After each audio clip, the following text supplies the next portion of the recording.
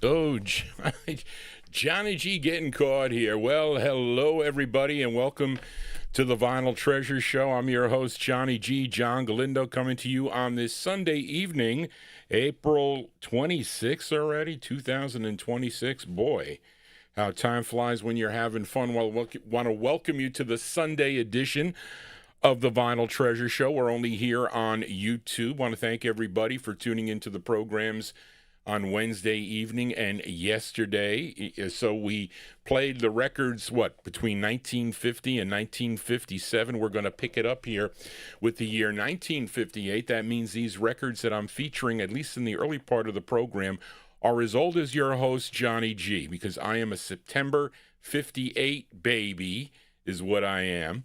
And we're going to be playing records. Well, I don't have that many from the year 1958, but this instrumental request from 1958, and this is a request for listener Graylin, a.k.a. G-Dog, in our YouTube chat room. This drummer from East Orange, New Jersey, born October 17th of 1909, believe it or not, a member of those swing bands from the 30s and the 1940s. He played in many of those bands, and you may know his biggest hit from 1958, actually, called Topsy Part 2. I don't think it was Part 1. I think it was Part 2 that was a big hit for him. But he goes way back, recording back in 1944 with releases on Keynote. They're on 78 now. Keynote, Savoy, Guild, and Continental. Those were all in the 1940s. And then he would sign with Sid Nathan's King label in 1959. And this was his first release on the label, first of 10, a song he wrote together with Ralph Bass and Nathaniel Montague from July 59. Well, actually, this is from 59. Yeah.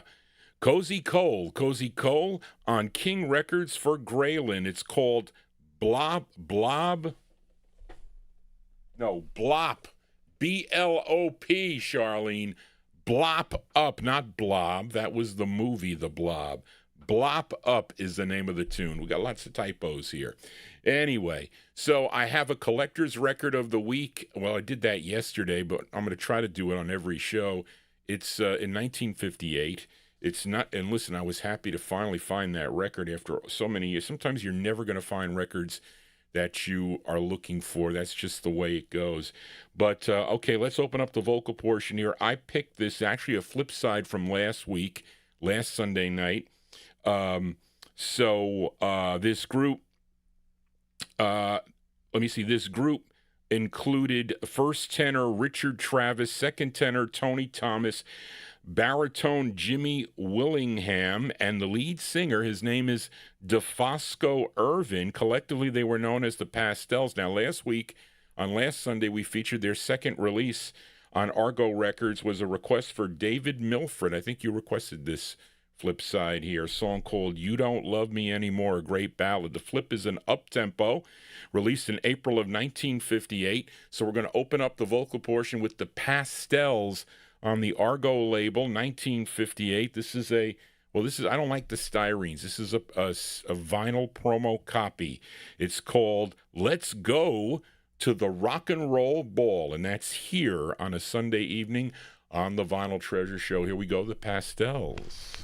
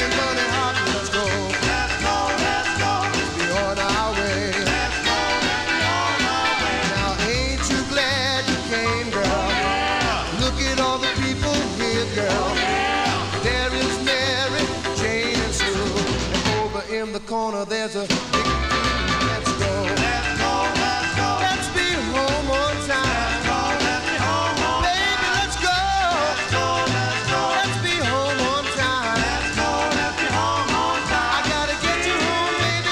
It's 1:30. Just when we were having so much fun. Let's go. Let's go, let's go. Be home on time. Let's go, let's be home on time.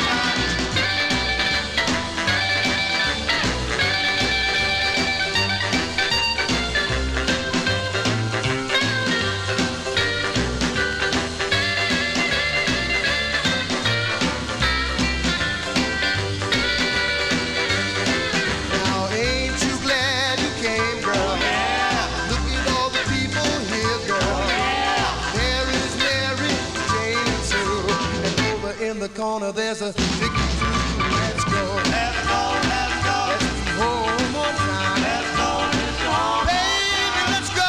Let's go, let's go. Let's be home on time. Let's go, let's be home on time. I gotta get you home, baby. It's 1:30. Just when we were having so much fun. Baby, let's go. Let's go, let's go. Let's be home on time. Let's go, get you home on time. Oh, yeah. Let's go, get you home on time.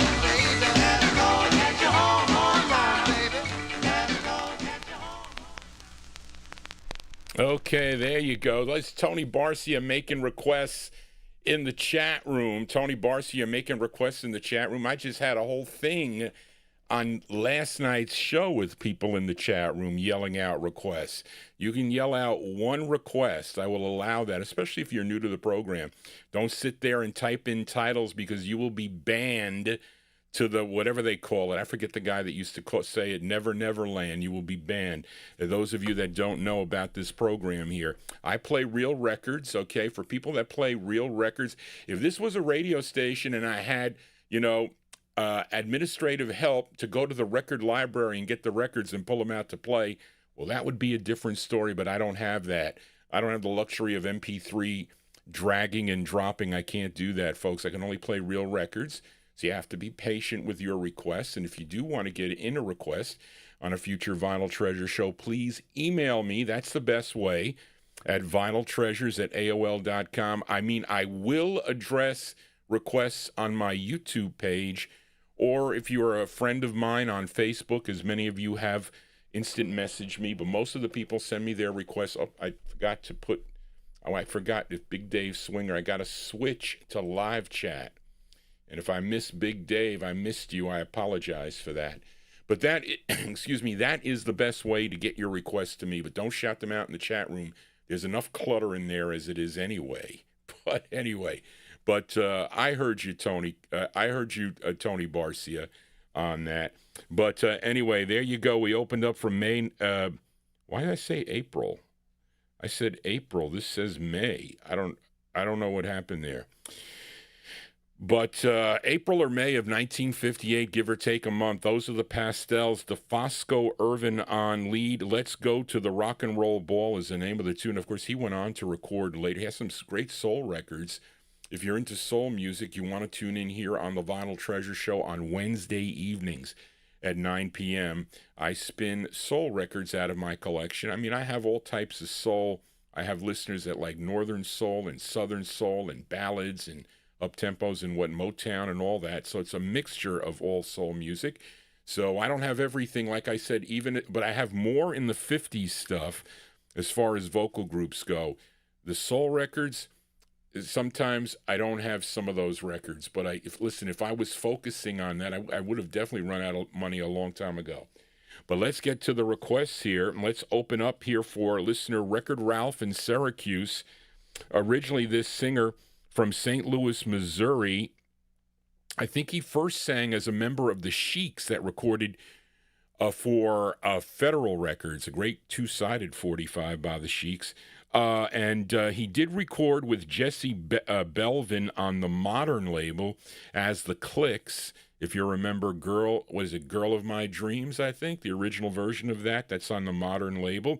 His first solo effort came out on Art Roop's Specialty label, a great tune from 1957 called Open Up Your Heart. Now, he would sign with Leon Renee's Class label in 1958. Now, Ralph requested his very first release for the Class label, and he's backed up on this by his group known as the Fellows, which included his friends, okay, literally his friends, Jesse Belvin, Timothy Williams, and Gaynell Hodge. This record did chart on the Billboard charts, number 36. It was a big number 6 R&B hit for him from August 1958. Let's give a listen to Eugene Church and the Fellows on the Class record label. This is going out to Record Ralph.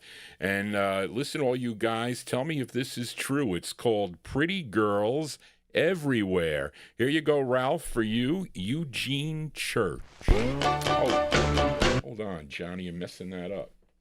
Man, this looks like it's off center here. Don't be off center. Looks like it's slightly off center.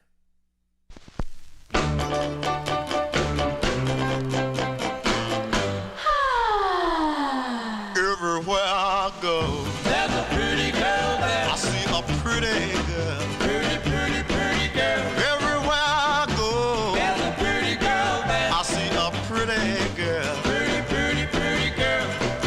Pretty girl. Pretty girl. Pretty girl. Pretty girl. Everywhere. Yeah, yeah. If I make it to the beach, There's a pretty girl there. there's a pretty girl there. Pretty, pretty, pretty girl. You know they knock me off my feet. Pretty girl. Them pretty girls there. Pretty, pretty, pretty girl. Pretty girl. Pretty girl. Pretty girl. Pretty girl. Everywhere. Yeah, yeah. If I make it to the park, There's a pretty girl there. there's a pretty girl there. Pretty, pretty, pretty girl. Hiding in the dark. Pretty girl. And there's a pretty girl there. Pretty, pretty, pretty girl. Pretty girl. Pretty girl. Pretty girl. Pretty girl. Everywhere. Yeah, yeah. If I make it to the show, There's a pretty girl there. there's a pretty girl there. Pretty, pretty, pretty girl. Even out at the rodeo, Pretty, pretty, pretty girl. they came on horses. Boogity, boogity, boogity, boogity, boogity, boogity. Pretty girl. Pretty girl. Pretty girl. Pretty girl.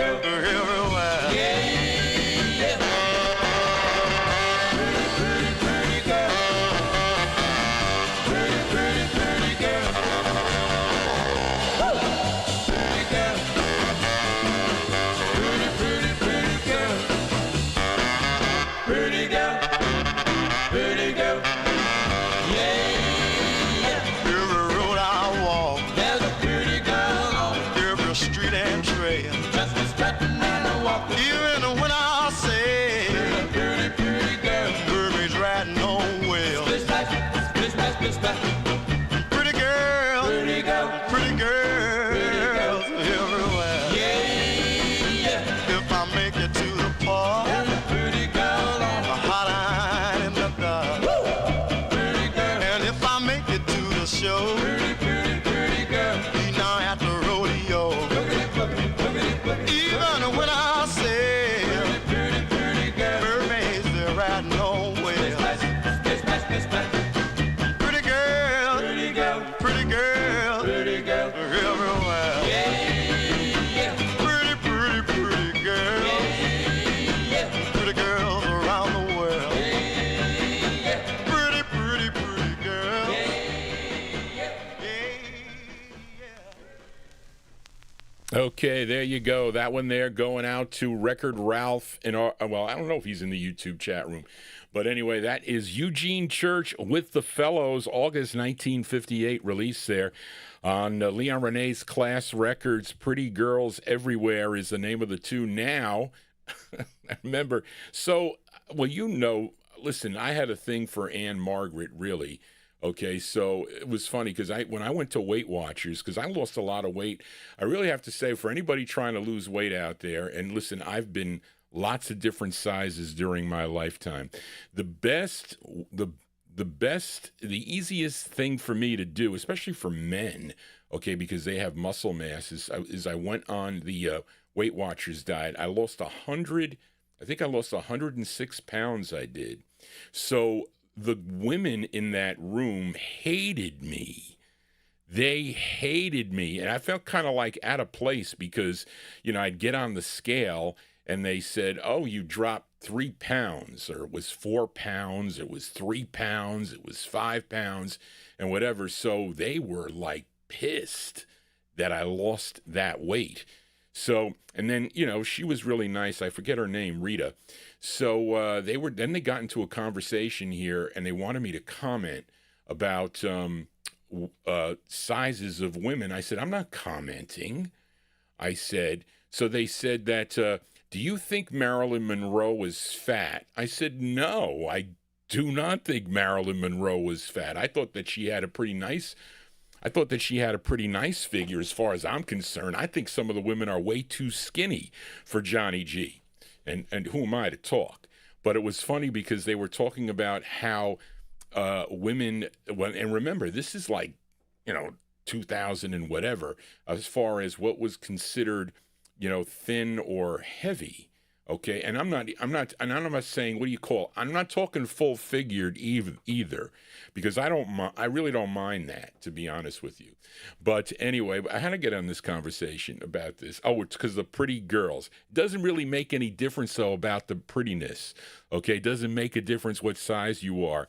Anybody, and really, people are pretty for things that they do. That's what I say. That's how you really know somebody's in your court. Anyway, Johnny G getting off the topic here, but let us continue here.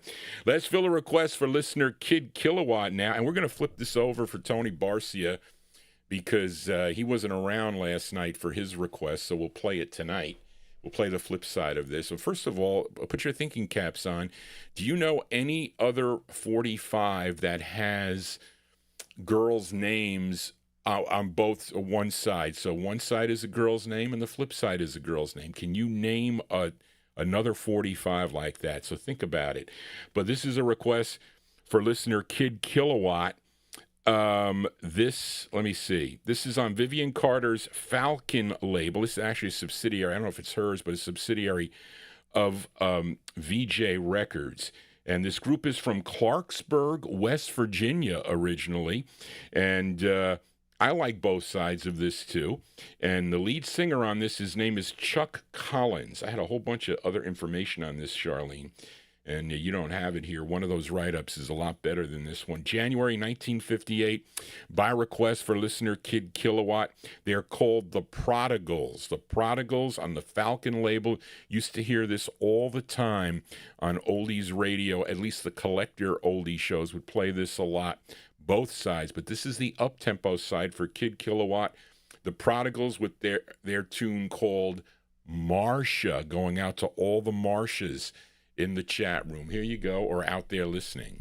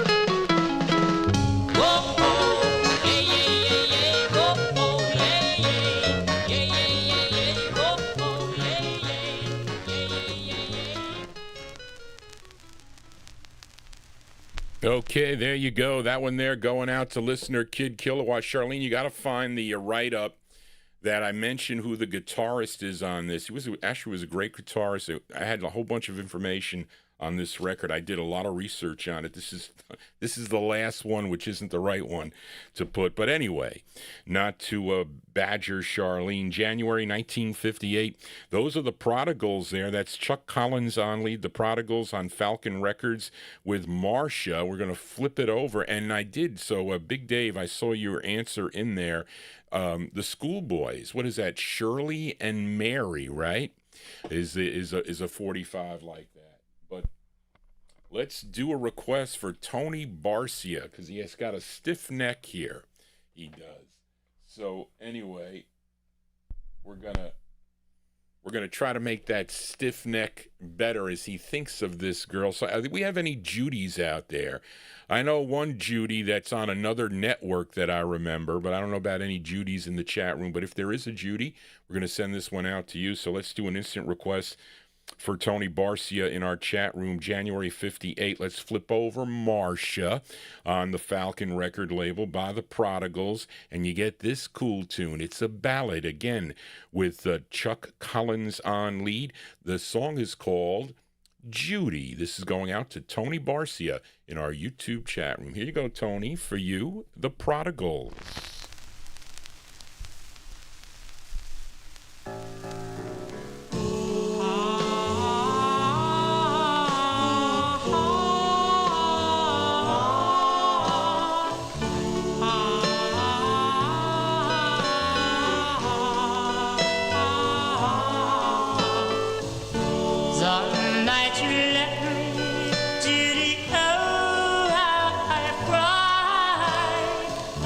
I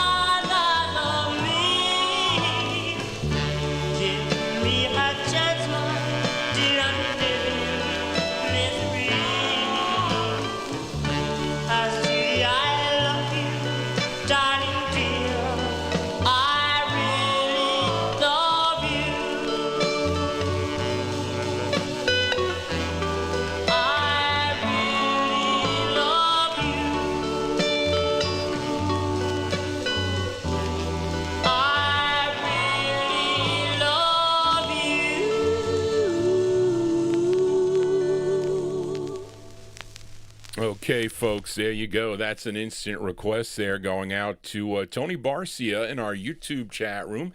That's the sound of the, excuse me, this cough is a pain in the neck. It's going out to Tony Barcia, the Prodigals there, and that is Chuck Collins on lead. That's on the Falcon record label. That had to be changed to Abner Records. They had a cease and desist because there was already a Falcon label, January 1958, and that used to be played also. I think the Time Capsule Show played that on the program, I think, even though Joe told me that they didn't go that much into the latter 50s. Most of it was in the early to mid 1950s. This record came out on VJ Tolly Records in 1964, I guess, with the revival of the 1960s. If you went into Times Square to buy this record, you got it on the Tolly label, which I do have. I collect Tolly records, Beatle records on the Tolly label. You're not going to hear a Beatle record here tonight. But anyway, let us continue in 1958. This is the Collector Corner record for this Sunday evening on George Goldner's Juanita label. Now, this group, they are originally from Washington, D.C., and Lillian Claiborne, okay, she owned a local recording studio in Washington, D.C., and she also owned, I think, the D.C. label.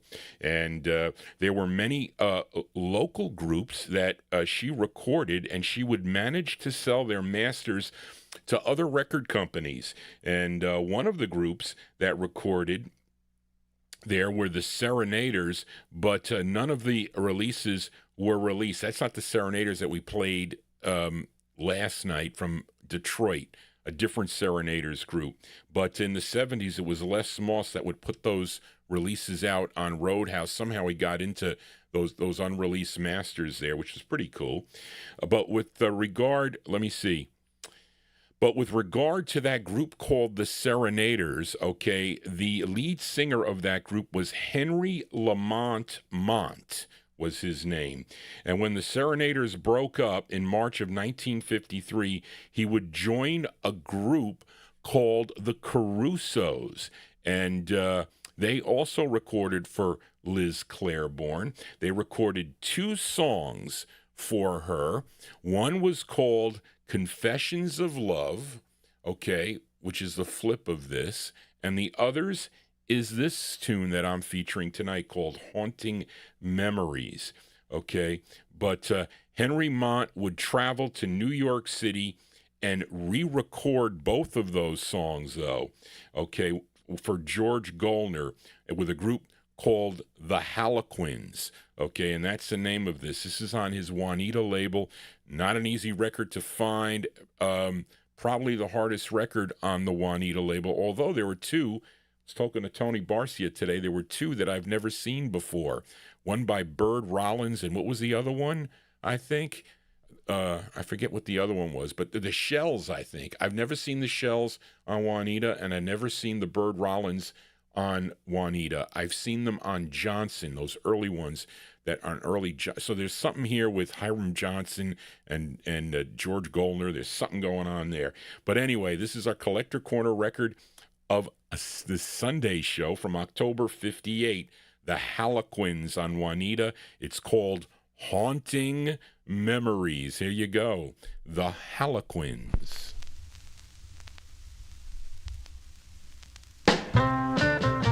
Doom, doom, doom, doom, doom, doom, doom, doom, doom, doom. Haunting, haunting memories that you have made. Haunting memories. Haunting, haunting memories that you have made. Haunting memories. Well, at night as I sleep, I pray to the Lord up above. I pray to my dear Lord, well, send me the one I love.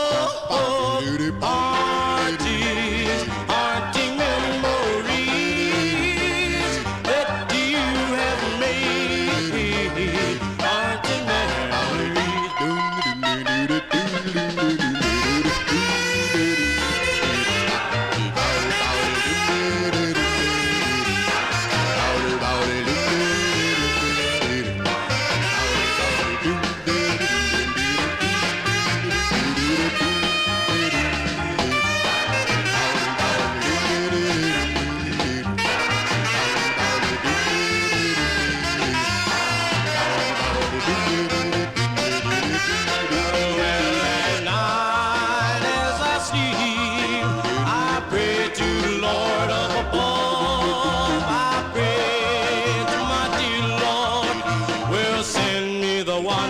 Hello, hearty, hearty memories that you have lately.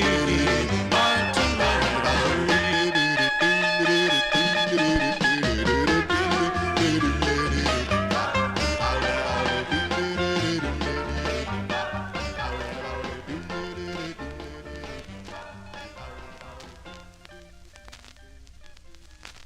Okay, that's October 1958 release, our Collector Corner record of the evening.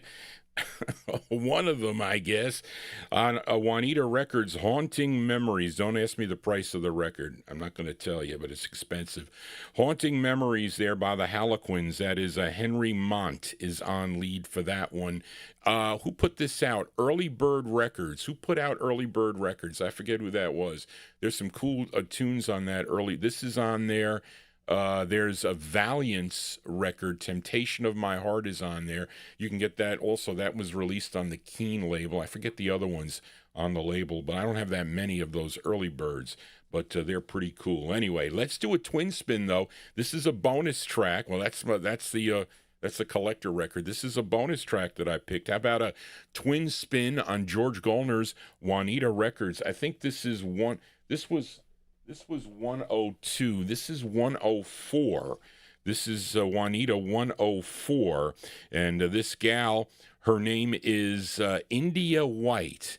And I picked the ballad side here because I think it's pretty cool. There's no group, unfortunately, but it's a great tune. Okay, and I guess this is her only release. The writers are Lewis, Stock, and Freiberg, if anybody knows who they are. This came out in December of 1958. Let's give a listen to India White, a twin spin on the Juanita label. It's called Should I Forgive Him is the name of the tune. Here you go, India White.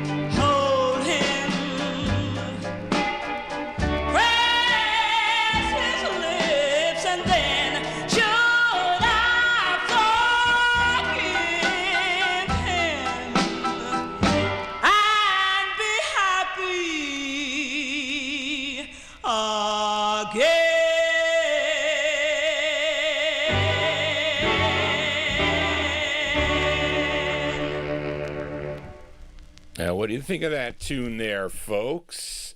That is the sound of India White. India White from December 1958 on the Juanita record label, and she's not white too either, by the way. But a cool tune there called Should I Forgive Him? I don't know if I would forgive him, really, if I was me. But anyway, that's a cool tune. That was I got that out of Surik's collection, which is pretty cool. I saw that. I said, I never saw this before. But anyway, let us continue here. Let's fill a request for Gary Spring in our YouTube chat room as we go to Brooklyn, New York for this group. This is their debut single on another one of George Goldner's smaller labels. This is called the TG record label. And Goldner would probably team up with a partnership with a disc jockey or some businessman or whatever that couldn't, some kind of shady thing sometimes. He'd have like a partner in a lot of these records that he would put out, these these smaller labels. Okay, but he would distribute it, its matrix number, etc. But either way, it's a great two-sided 45. It features Charlie Scardina, a white guy, on lead, for somebody in the chat room. This was number 23 on WMGM in New York City. Let's go to July of 1958. By request for Gary Spring, here are the Clusters. The Clusters on the TG label. It's called Darling, Can't You Tell? Here you go, Gary, for you, the Clusters. Ooh la la, ooh la la, ooh la la la la la la, ooh la la.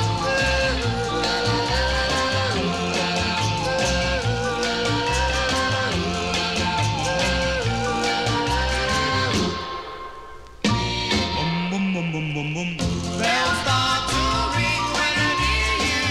My heart takes wings when I'm near you. Birds start to sing when I'm near you.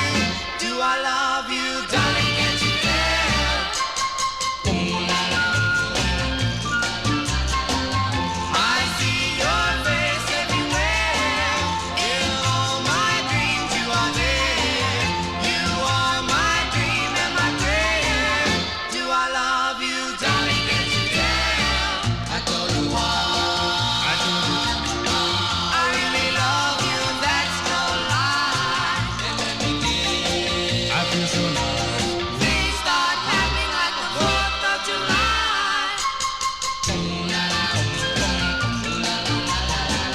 My eyes get blurry and hazy. You make me feel oh so crazy. I feel so strange and so lazy. Do I love you, darling? Can't you tell? Do I love you, darling? Can't you tell? Do I love you, darling? Can't you tell? Do I love you, darling? Can't you tell? I told you all.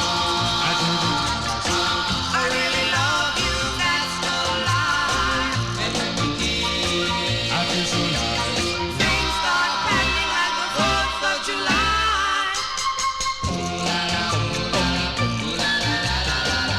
My eyes get blurry and hazy. You make me feel oh so crazy. I feel so strange and so lazy. Do I love you, darling? Can't you tell? Do I love you, darling? Can't you tell?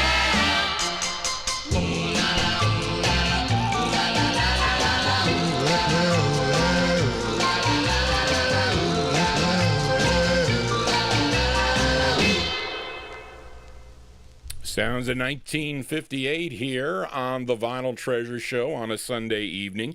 If you are new to the program, please consider subscribing to Johnny G's YouTube channel and click that bell to get all notifications when Johnny G goes live, as we are playing records from 1958. I think I'm closing in 64, maybe 65. I think possibly, but anyway, that one there going out to listener Gary Spring, the great Clusters there. That is a Charlie Scardina on lead. That was a 45 my aunt purchased. She liked that record. I broke that record on her, and I didn't find. And there's variations on this record. This record was pretty big here on the East Coast too. It was July 1958 on TG Records. Darling, Can't You Tell? I wonder if they ever did a. Did they ever do a spot on American Bandstand, which I think maybe they did. I don't know, possibly. But anyway, let us continue here on the Vinyl Treasure Show. We are in 1958. Let's fill a request for listener Simon Hayton in Kidwelly, Wales, as he requested Bo Diddley, his 12th release on the Checker record label. Of course, his real name, Ellis McDaniel. Okay, and let's see here. There is a group backing him up on this. Okay, they were known as the Teardrops. They backed him up, I think, on, let's see. Charlene put the records here. No, she did not. I typed it in there. What was it? I'm Sorry, and I forget the other one that there's a group backing. Now, the group included Matthew Morales, Carl, can't see with these cataracts, Matthew Morales, Carl Holton, Edward Kennedy, and Harvey Arrington, and one more, Tommy Blackwell. Now, they were known as the Teardrops. Now, this group, they were from Bridgeport, Connecticut originally. They would later on, I think probably, this is 59, we're moving into 59, 60, 61. In 1961, they were recorded for Les Kay as the Carnations, if you know that song, A Long Tall Girl. But here they are backing up Bo Diddley on this from May 1959, going out to Simon Hayton in the UK. Bo Diddley on Checker. It's called Crackin' Up. Here you go, Simon, for you, Bo Diddley.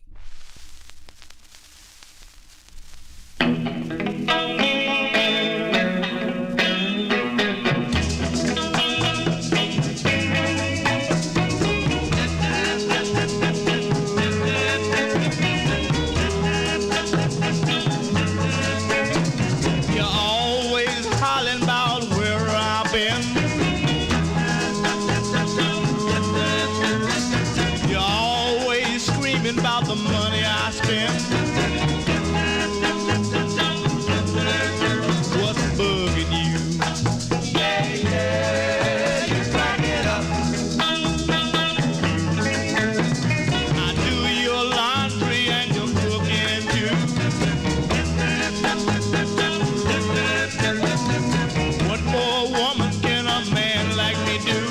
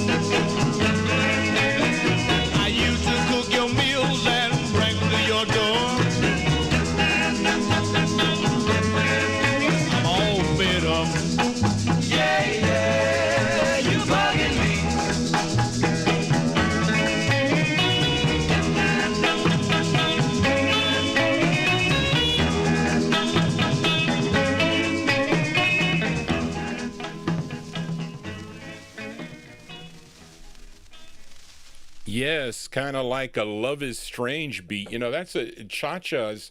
Cha-chas were really big in the the later 1950s. Cha-chas very big. You can go look at any of those 1958 Dick Clark American Bandstands, and they're cha-chaing to a lot of the records. It has that certain beat. Where's Lenny when you need him? But anyway, there you go. That one there going out to Simon Hayton in UK, Bo Diddley, and a group called the Teardrops backing him up on that May 1959 release on the Checker label. Crackin' Up is the name of the tune. JohnnyG's cracking up all the time here on the Vinyltreasure Show. I hope you would consider subscribing to my YouTube channel. You keep the AI copyright police away. Artificial intelligence, the ruination of Johnny G's program. Let us continue here, and let's fill a request for listener David Milford in our YouTube chat. And this is a rare 45 that David requested as we head out to California to Joe Fornes's Mellatone record label. Anybody know where 145 West 154th Street in Gardena, California is? Where is that? Sounds like a New York address. But anyway, the group is out of Oakland, California, and the writer credit on this is Freddie Hughes, who was also a member of the Symbols that recorded for the Amazon record label and would later have soul releases on the Hip and also on Star, We, and the Wan record labels. So I don't know. He might be, well, he wrote the song, so he's definitely, I think he's a member of this group. They're known as the Marqueets, Markeets, the Marqueets from July 1959 on Melotone Records. It's called Teardrops, going out to David Milfred. Here you go, the Marqueets.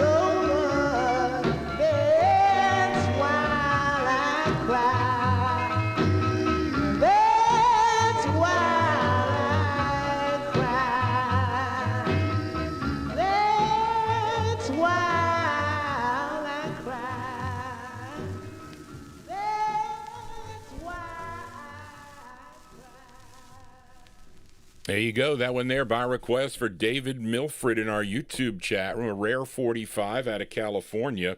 A group called the Marqueets. The Marqueets on Melotone. Teardrops is the name of the tune. July 1959 release. You know, so easy to write a song about teardrops and crying and all that jazz. Is Johnny G not crying here? Not yet. As we continue here, and let's fill a request now for Gary Hendren in Alabama. We are in the 1959 block. As we head to Philadelphia now, we go to Russ Faith and Herb Gordon's Rex Records. I said out of Philadelphia, although the group is out of Atlantic City, New Jersey. Okay, the label's out of Philadelphia. The group is out of Atlantic City, New Jersey. And I was kind of wondering, because the Kreider book said that this record came out in 1961. That is totally wrong. It did not come out then, okay? But it's more like 1959. It was recorded much earlier. Probably even March of 1957 is when it was recorded, but it was released in 1959. And anyway, the group is called Ronnie Booker and the Boardwalkers. Okay, and there was one record dealer, at least here on the East Coast. He's the one that found copies of this record, and he was the only one you were able at one time. He has since long, well, it's not been that long that Ken Thompson passed away, but he was one of the first dealers I ran into when I went to the Montvale, New Jersey show at the, I don't know, the Sheraton or one of the hotels in there. I said, let me go to these record shows. Let me see if I can find some 45s possibly. And he was the first person I met with his wife. And I remember I bought on Combo Records, the Paramounts, I think that's the group, okay, for $8 is what he sold me that record for. But anyway, he's the one. He had the quantity on this 45 from 1959 going out to Gary Hendren in Alabama. Here is Ronnie Booker and the Boardwalkers. And how many, if, well, listen, I never asked a girl to go steady. Did you ever ask a girl to go steady? I don't think they do that anymore. There's no such thing as steadiness. But at one time, in the late 1950s and 60s, there was. It's called She Won't Go Steady. Here you go, Gary, for you on the Rex label. Here we go.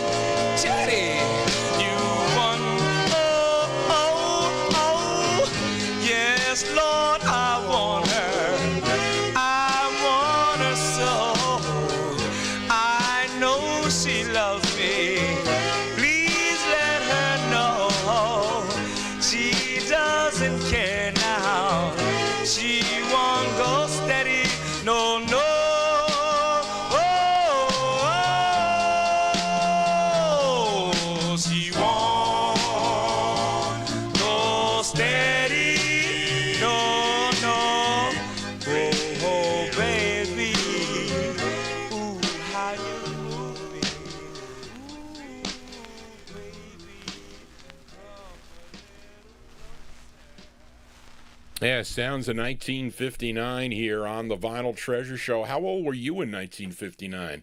I was, well, I don't know the month of this. I was 2 years old in that year of 1959. I barely remember these records, but I like these records. Listen, you don't have to be from the era that these records were released, okay?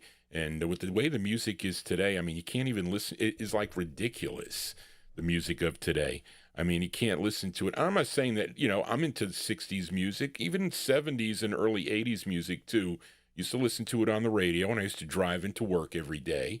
So, but really, they don't make records like this anymore, unfortunately, and all these artists playing the instruments, talent that there is. I don't think we have that much talent today with all this AI stuff. Listen, AI is like nothing, nobody. Okay, these are real singers that are doing this, so they don't do this. At one time, this is all going to. They're not going to be anymore. They're not going to need singers anymore.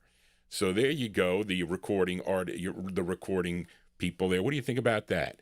Anyway, that one there going out to Gary in Alabama, 1959. Ronnie Booker and the Boardwalkers. That one there on Rex Records, She Won't Go Steady. Too bad. That's the way it goes. Let's continue here in 1959. And how many Louisville, Kentucky record collectors do we have tuned into the program tonight? Big Dave Swinger is one of them. And the other one is David Fields, who this is his request for David Fields. Of course, this singer dates back, I think, to the late 1940s, recording for King Records. But he started out as a pianist from Louisville, Kentucky, and he also was a disc jockey on WLOU in Louisville, and I have I feature releases by him on the States label with a group called the Doves, which I have featured here on the program. I think I have two by him on States Records, which were from 1953, and he also recorded for other labels. I have one on Kit Records by him, on NASCO also. He also recorded on Excello. And this one is out of Louisville, Kentucky. It's called Frantic Records. Ed Brown, is that Frantic? Is that a frantic type on there? Is that a legitimate term? I don't know.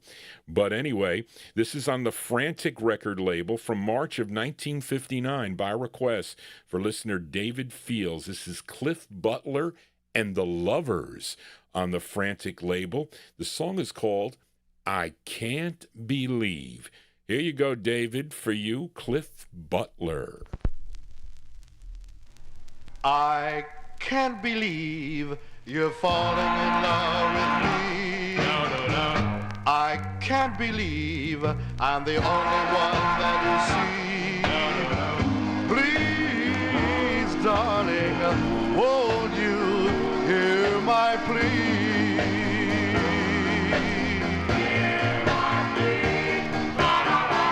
How many times have you promised to be true? And how many times have you broken my heart in two? This time, darling, please don't make me blue. Don't make me blue. The kind of love you've given me, I never had before. And when they say you're cheating, I pace across the floor. And if you ever leave me, I don't know what I'd do. My heart is yours to keep or break. I've given it all to you. I can't believe you're falling in love with me. I can't believe I'm the only one that you see. Please, darling, won't you hear my plea?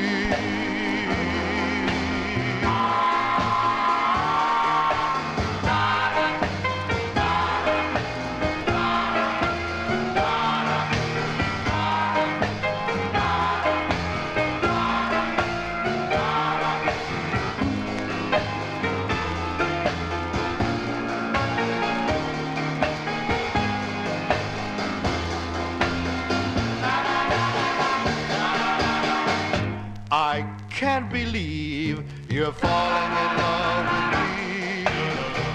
I can't believe I'm the only one that you see. Please, darling, won't you hear my plea?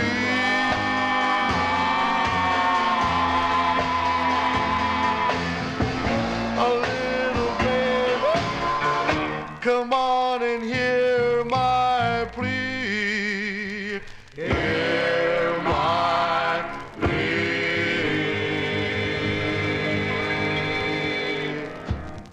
Okay, that one there by request for listener David Fields. That is the sound of Cliff Butler and the Lovers from March of 1959 on the Frantic label out of Louisville, Kentucky. Song entitled I Can't Believe. Now, he had later releases on USA and the Favorite label. Unfortunately, he would pass away on January 13, 1982 at the age of 60. the age of 60, died from cancer, but we remember him here on the Vinyl Treasure Show. Those of you that are finding out about this program for the first time, I am your host, Johnny G. This is my third show of the week, and I play original records out of my collection. I was I guess you can call me a closeted collector, because I never was out in the mainstream with all the other collector folk. So nobody really knew I was a silent buyer back then. I tell you, when I was bidding on auctions on Gold Mine, and there was a record show here in the county center in White Plains, New York. So I go there, and I pulled out all these records. I pulled out, I don't know, like $3,000 worth of 45s. So the guy asked me, he said, "Where are you from?" And I told him where I was from. He said, "Wait a minute." He says, "Do you know a John Galindo in Westchester County?" And I said, "Yeah, I do know a John Galindo. I'm him." And so he couldn't believe it. He says, "What? You're the guy? You're the mystery man?" He called me a mystery man. I said, "Why are you calling me a mystery man?" And he said, "Because you send in all these bids on these records and you lose them for pennies." He says, "Why didn't you call me back?" I said, "Because I don't like those auctions." He says, "Well, I'm honest in the auctions." I said, "Well, I don't know that." I found out later he would have been. Okay. So it was pretty cool. That was Mike Demersion. And then from then on, it was a great relationship with Mike and his wife, and he would sell me records privately when he would drive he was in Massachusetts, and he would go to the Arbutus record show, which I never was in Arbutus, Maryland, but he would go to that show, and he would stop by here, and his wife would go to church locally, and he would sell me records here at the house. And of course, unfortunately, they both passed away. But anyway, I wasn't really in the circle of a lot of the collectors that would go and do guest spots on shows and whatnot. I was just a buyer. But then when they found out I was a big buyer, boy, you should have saw them come up to me at the shows to try to offer me records. And then they started getting nice offers from people on certain records. But listen, I didn't have any obligations, so I was able to pay for a lot. Because if you're a collector of this stuff and you have a family, you can't be spending $500 on 45s. You just can't do it.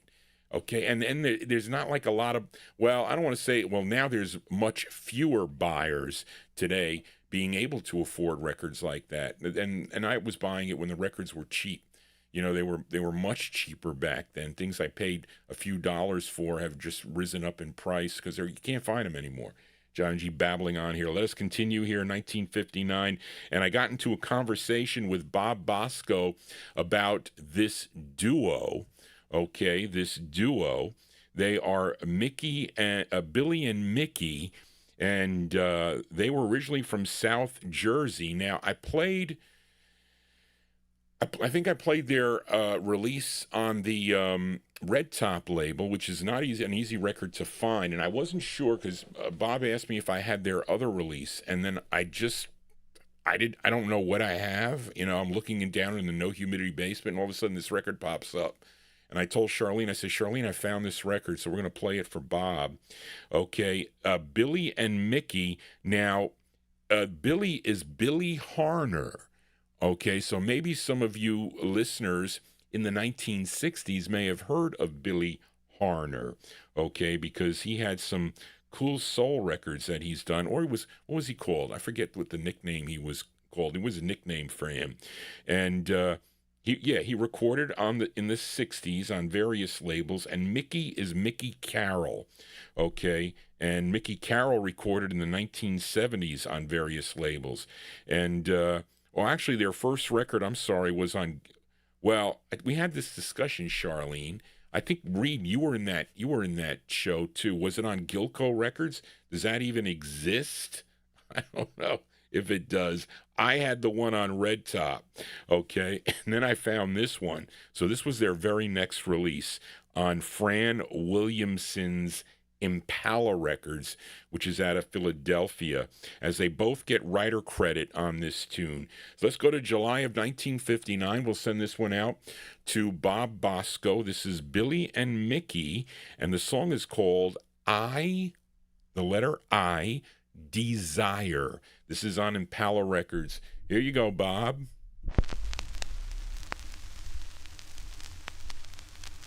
I desire your kiss, your warmth and tenderness, the touch of your embrace, the glow upon your face. That's my desire, my heart's on fire, dreams in my sleep make all my nights complete. And when you're near, so close, my dear, I want to hear so soft and clear.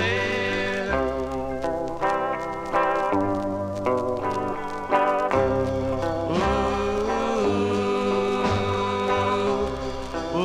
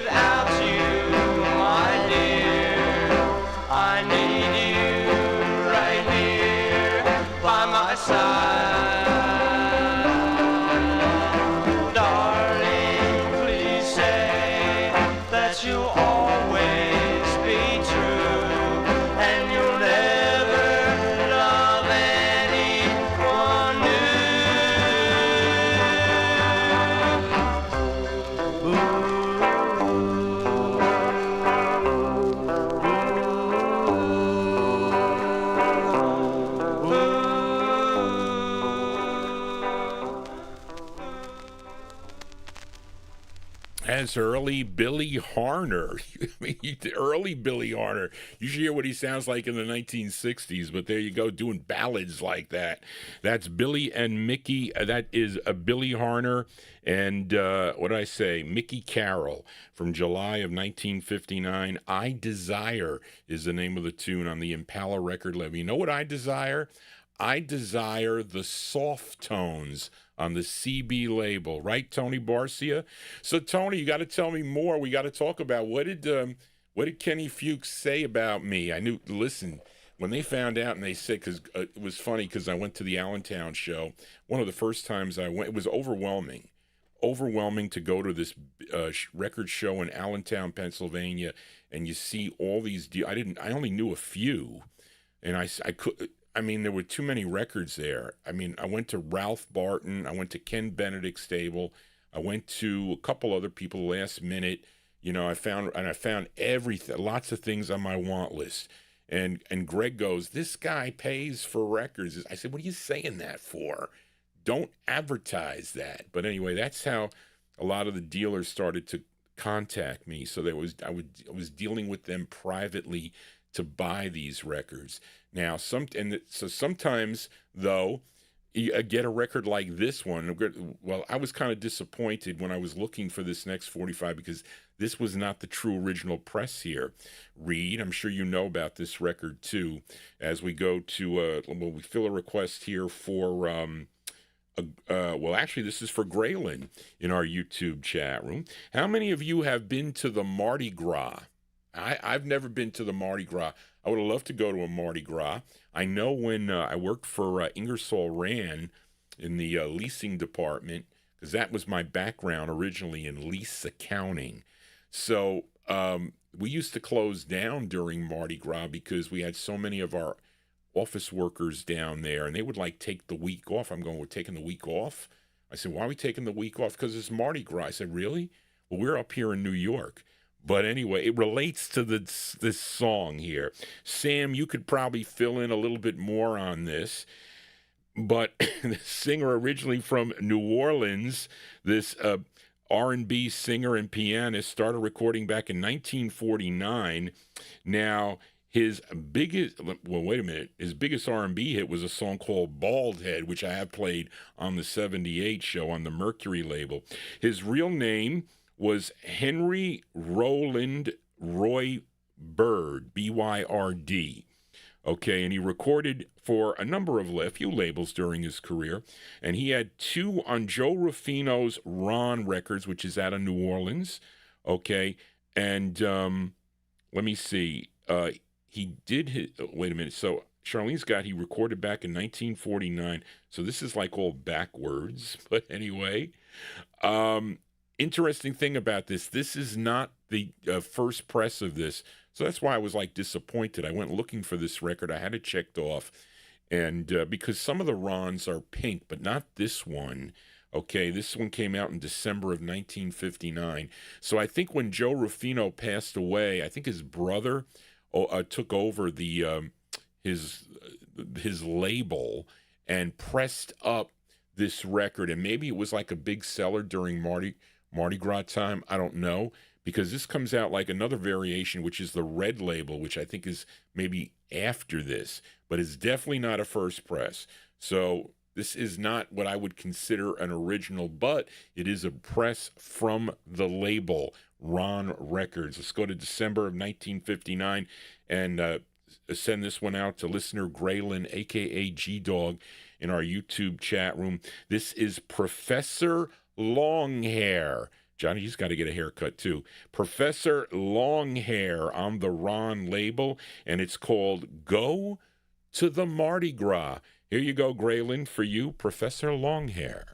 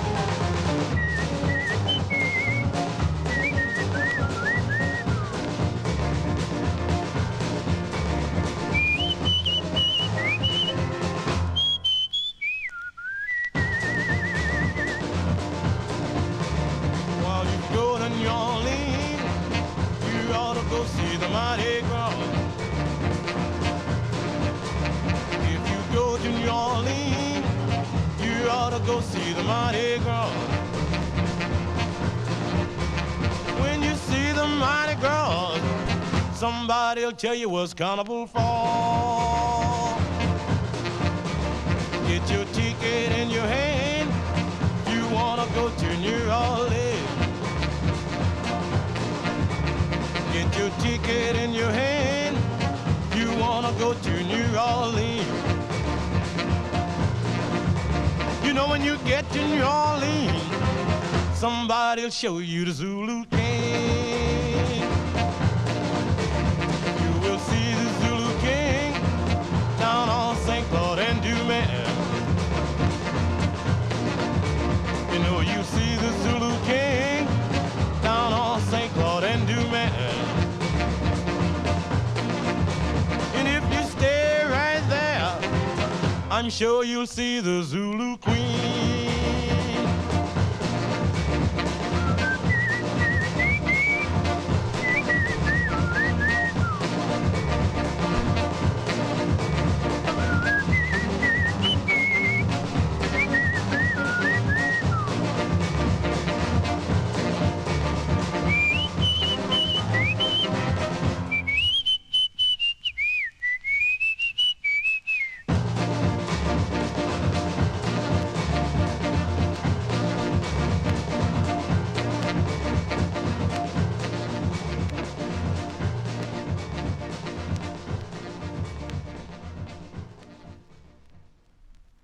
Does anybody like crawfish out there? I don't like that. I prefer lobster. I prefer, Is it Surf and Turf? How much does Surf and Turf go for now, anyway? But there you go. If you ever been to the Mardi Gras there, that one from just actually originally released in December of 1959.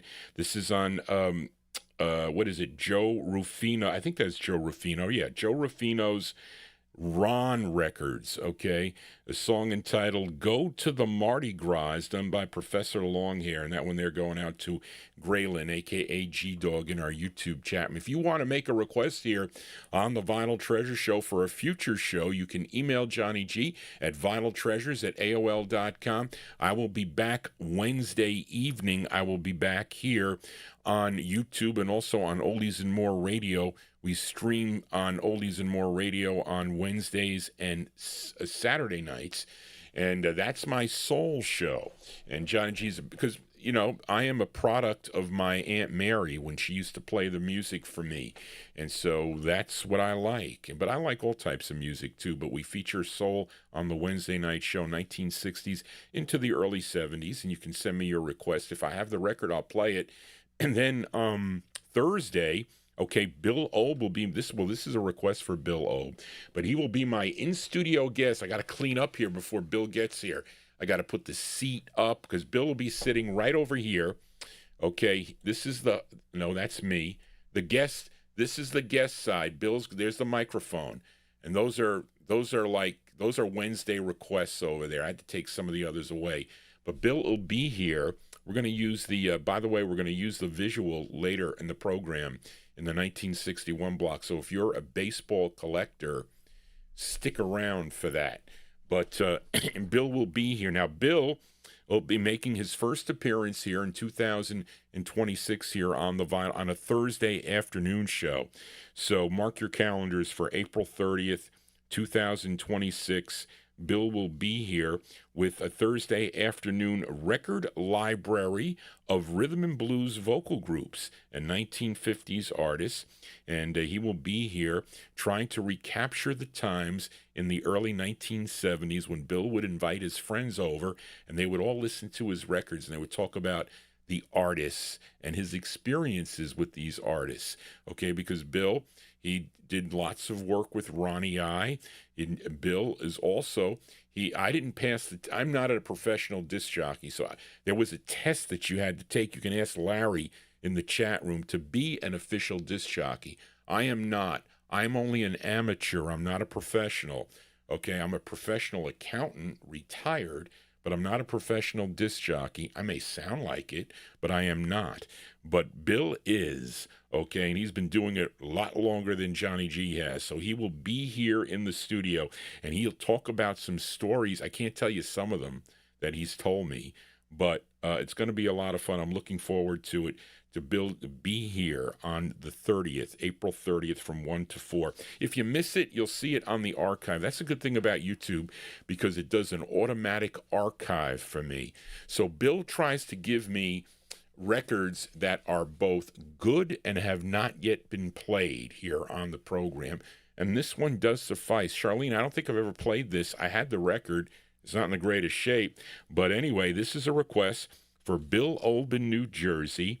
Okay, this singer, he dates back to 1949 recording for Regal Records and also other early releases on OK and Savoy and Deluxe. And but this one's on Morty Craft's Warwick label. His name was Leo Edward Donald Jr., but you know him as Larry Darnell. And somebody wrote, Larry Neal, is this your record? It says Larry on the label there. Somebody wrote right on it. But this is actually a song that dates back to 1928 as done by the Piccadilly Players on the Columbia label. But let's go to the Warwick record label from June of 1959 going out to Bill Obe in New Jersey. This is Larry Darnell and a group and doing the tune If I Had You. Here you go, Bill, for you, Larry Darnell.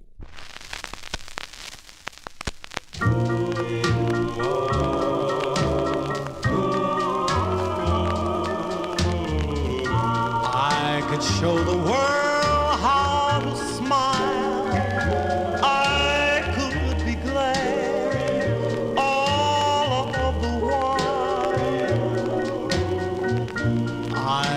change the gray skies to blue if I had you.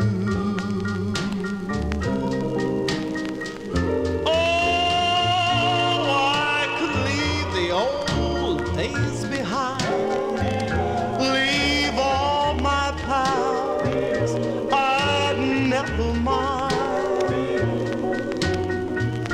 I could start my life all anew if I had you.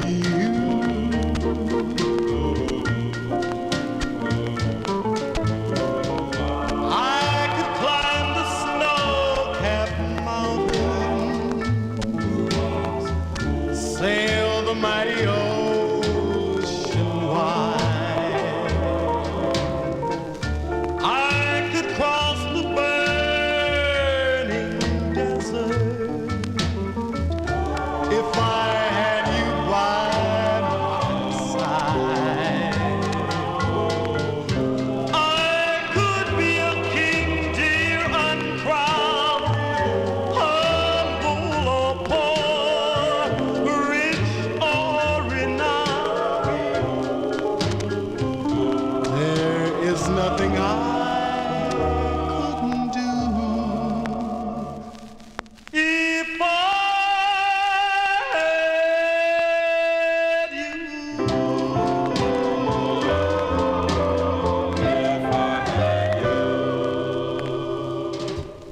That is a nice tune there. There you go. That one there going out to Bill Old will be my in-studio guest this coming Thursday. I have the promo up on my YouTube wall, so there you go. And just mark your calendars for that. Nice tune there. Larry Darnell and a group on the Warwick record label from June of 1959.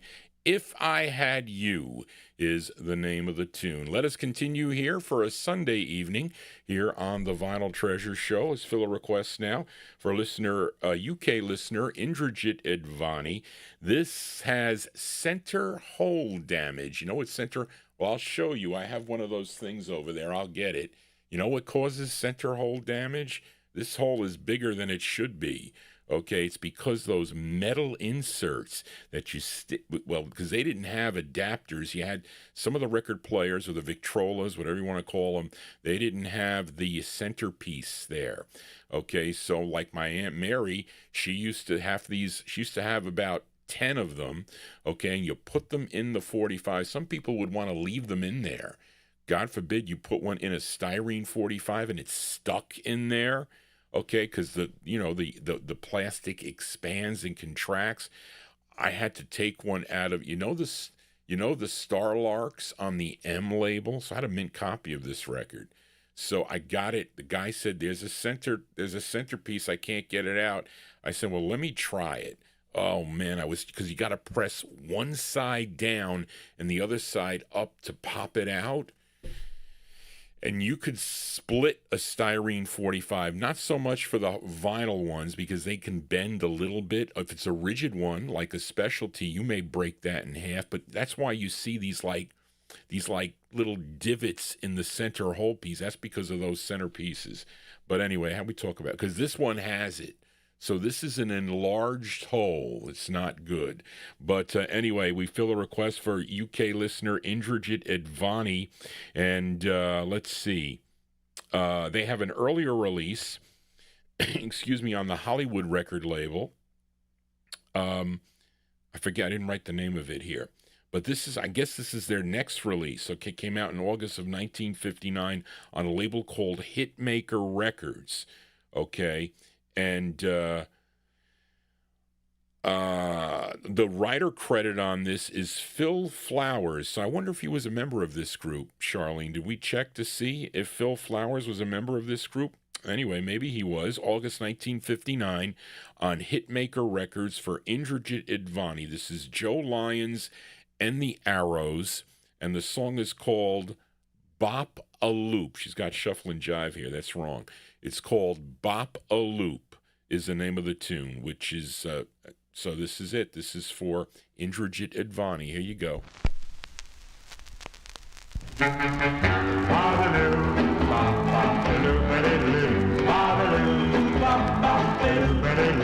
Ba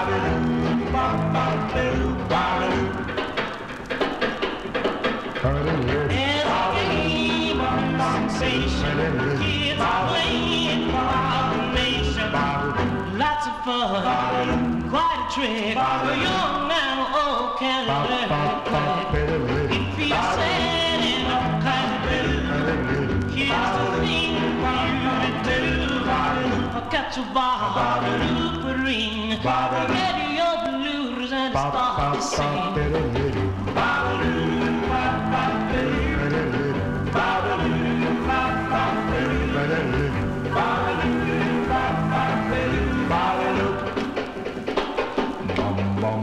Swing for the arm and make it twirl. Come up with a bracelet for your girl. Try for a vision and hold your breath. You may make the sudden death. Ba-da-doo, ba-ba-doo. Ba-da-doo, ba-ba-doo. Ba-da-doo, ba-ba-doo. Ba-da-doo.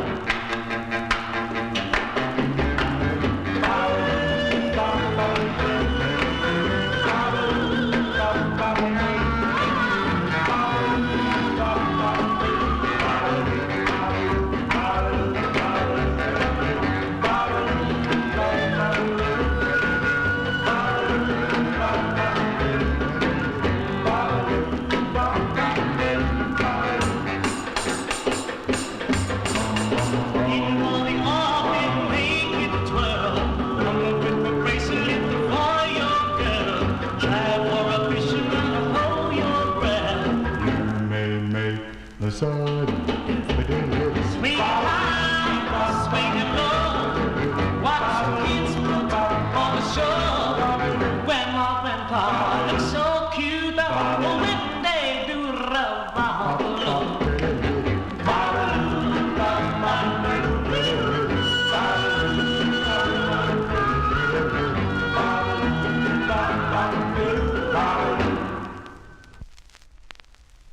Okay, there you go. That one there going out to Indrajit Advani in the UK. That's the sound of Joe Lyons and the Arrows. Let me just check something on this, folks, this record. And I think that's Phil Flowers on the vocal there, in my opinion. But he doesn't get writer credit on the. I think that I think that's this. Charlene, how come you got the other side there? Anyway, August 19, well, it says August 59 per Ferdy Gonzalez's disco file. Okay, August 59 on the Hitmaker label, Joe Lyons and the Arrows. It's called Bop a Loop. Charlene, you got to change that title. Bop, B-O, I'm sorry, not Bop. Bob, B-O-B dash A dash L-O-O-P. Charlene, making me lose my mind here. And that's the intended A side of the record. Now you see this hole, the center hole is bigger, okay? That's because this is what they use. This thing, okay? This goes in here so you can put it on your, whatever, your Victrola there, okay? You can stack them up and they fall down. These things, one goes down while the other one goes under, up and down, so it fits in.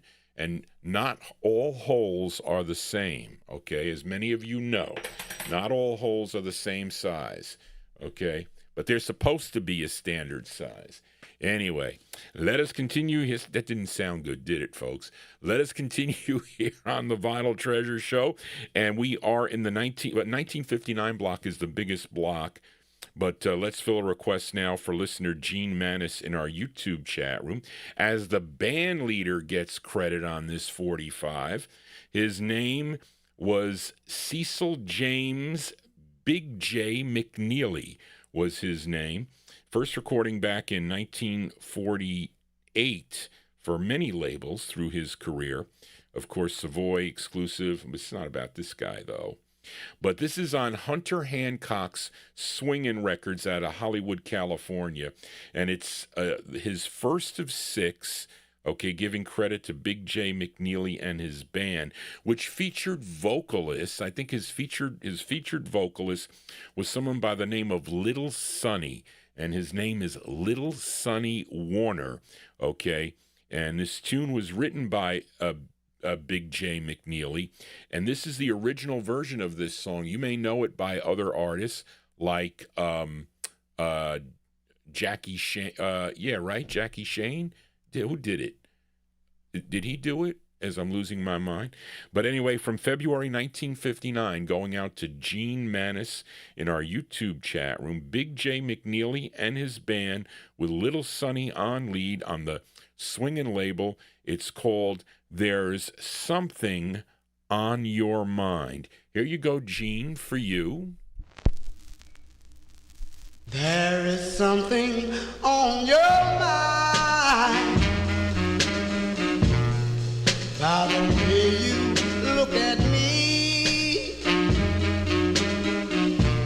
there is something on your mind, honey. By the way you look at me, can what you're thinking bring happiness, or will it bring misery? No, no, please don't try to tell me. I think I understand. No, no, you don't have to tell me, pretty baby. I think I understand.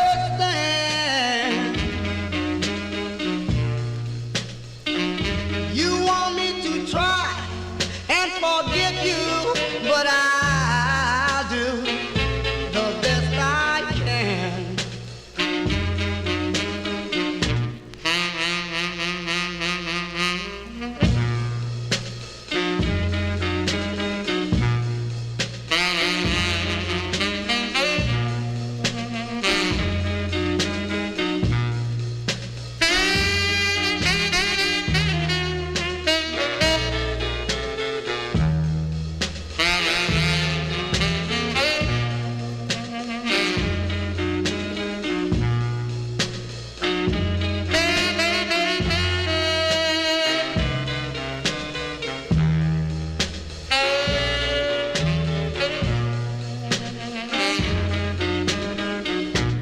If you ever think about me,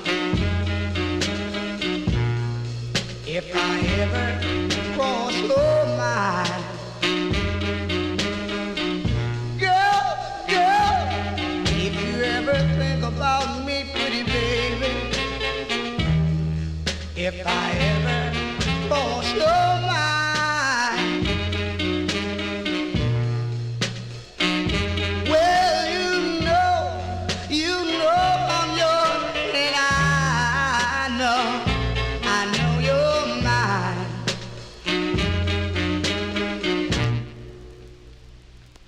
do do do do.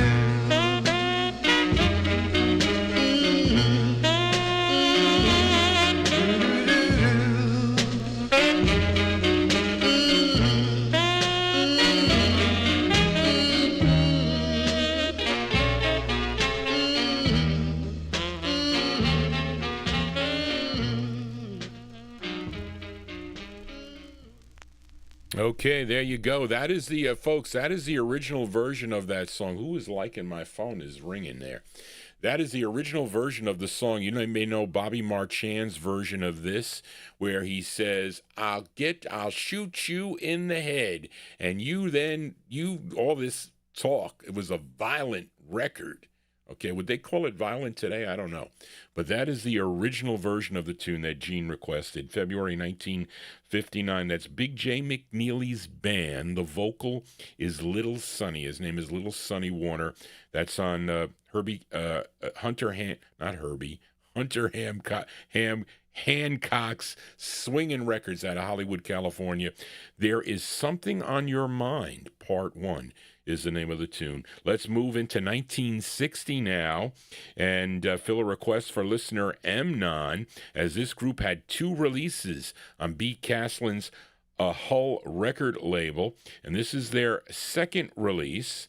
Okay, it features Robert Bootsy White on lead, and this was a song that I used to hear on oldie radio here in New York City, but no more. And I know Donald McGee, I'm sure you hear this on Philadelphia radio, but not here in New York. March 1960, here are The Desires by request for listener Emnon, and it's called Rendezvous with You. These are The Desires on the whole label for Emnon.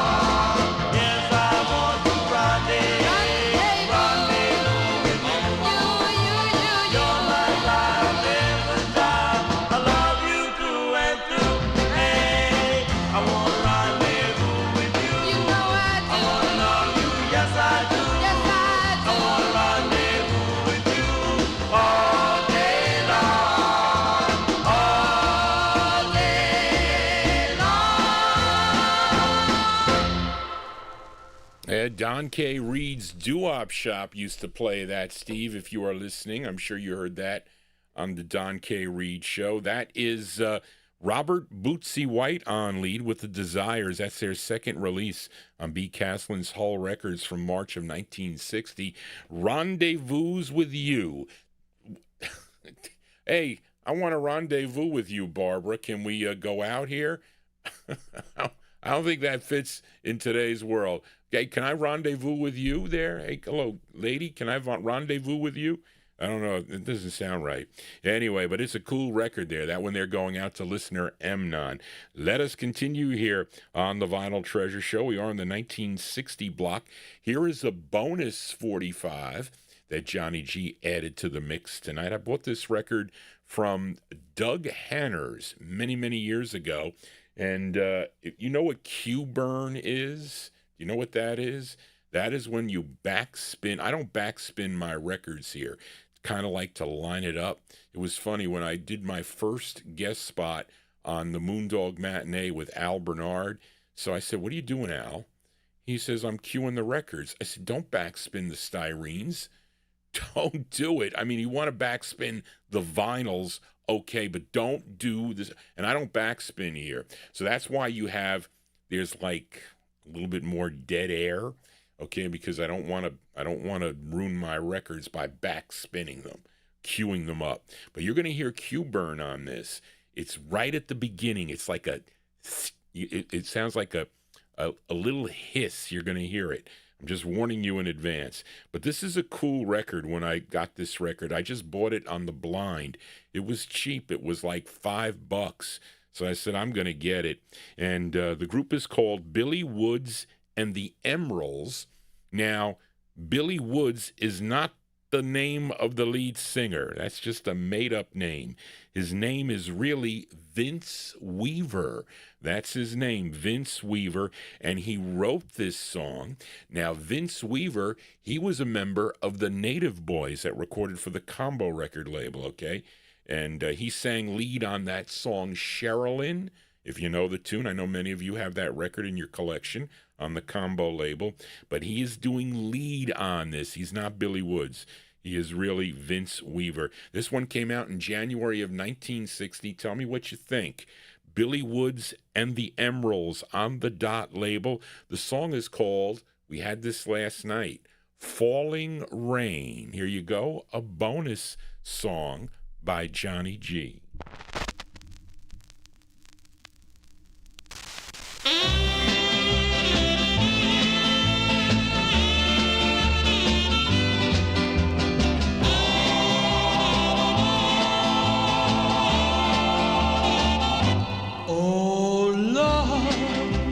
Love is like the falling rain, each drop so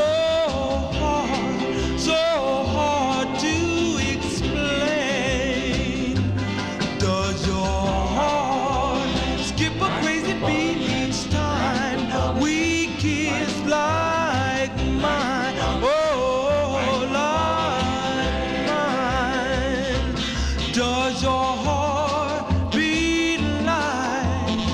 like the falling rain when I hold you close, when I call your name? Does your heart skip a crazy beat each time we kiss like mine? Oh, like mine.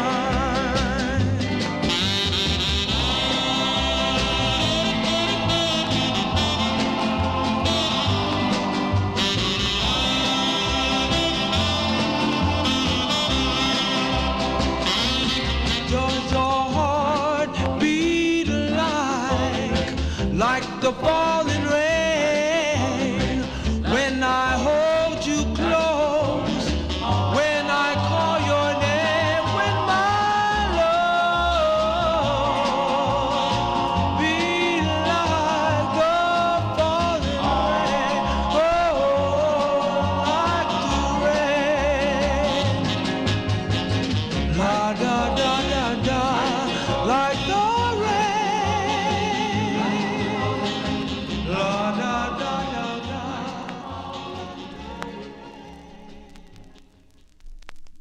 Okay, folks, bonus bonus records here on the Vinyl Treasure Show. That's like that was an unknown record. Okay, but listen, the only reason why I know it is because I collect Randy Wood's Dot records. So there you go. That is a bonus pick by Johnny G, January 1960 release there for Billy Woods and the Emeralds on the Dot label. It's called Falling Rain is the name of the tune. Now, the lead singer there, his name is Vince Weaver, and later he would join the Flares, okay, where he replaced Cornell Gunter, and when he left to join the Coasters. That's the Flares. Was that the Foot Stompin' Flares, I think? Everybody young and old. I think, maybe. Maybe I'm wrong.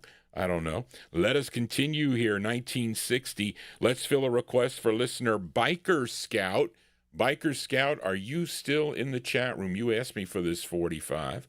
Found this one in the wild. I showed you the True First Press, which is on styrene. Okay, music. Hold on a second. Is that the First Press here? Yeah, no, Tag Records. It looks like, but it's styrene. I don't like styrene records. Okay, so there you go. They go in the garbage. But this is a request for listener Biker Scout, and this group hails from Brooklyn, New York. Many of you are going to know this song, okay? This is their debut single, came out on Andy Leonetti's Tag label, which is out of New York City, and this old standard, originally first done by the Tommy Dorsey Orchestra, did this back in 1937, but this was a hit for the group. It was number 11 on both the Billboard and Cashbox charts, and this was a big number one record on WVET if you were listening in Rochester, New York. This features Lenny Coco on lead from September 1960. Here are the Chimes on the Tag label for Biker Scout. And the song is called Once in a While. Here you go, Biker Scout, for you, the Chimes. Do-do-do.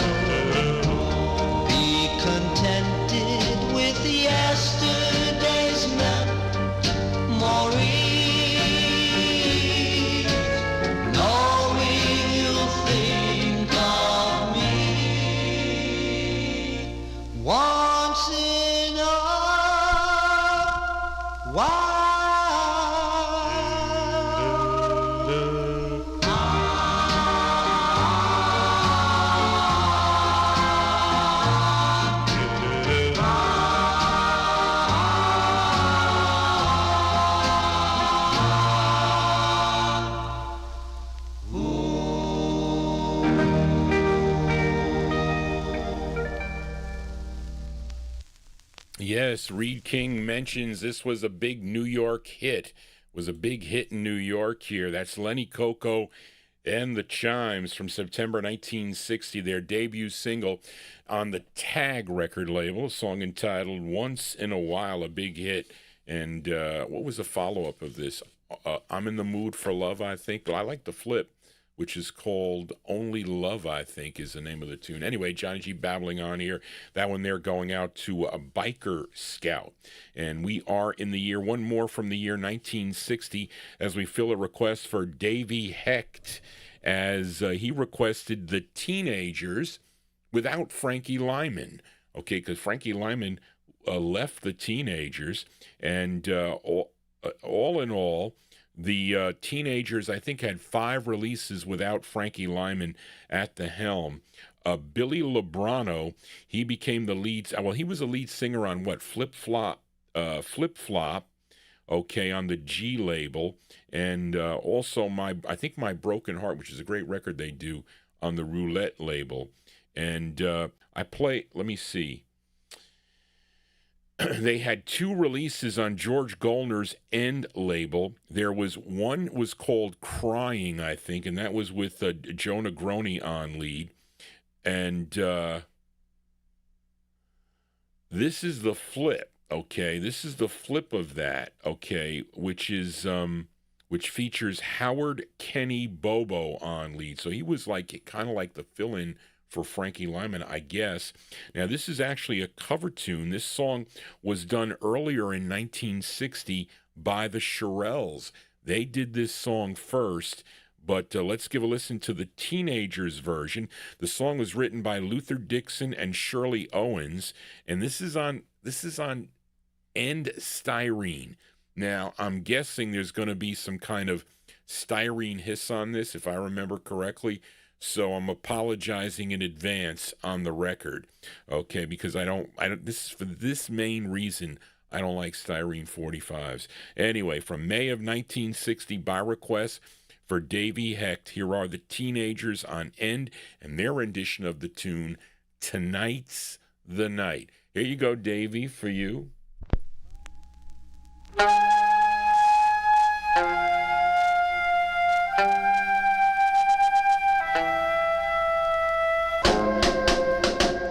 You say you're gonna meet me, tonight's the night. You say you're gonna kiss me, tonight's the night. Well, I don't know, said I don't know right now. I might love you so. Say you're gonna make me turn the lights down low. You say you're gonna make me feel all aglow. Well, I don't know, said I don't know right now. I might love you so. I might love you so much. You may break my heart. I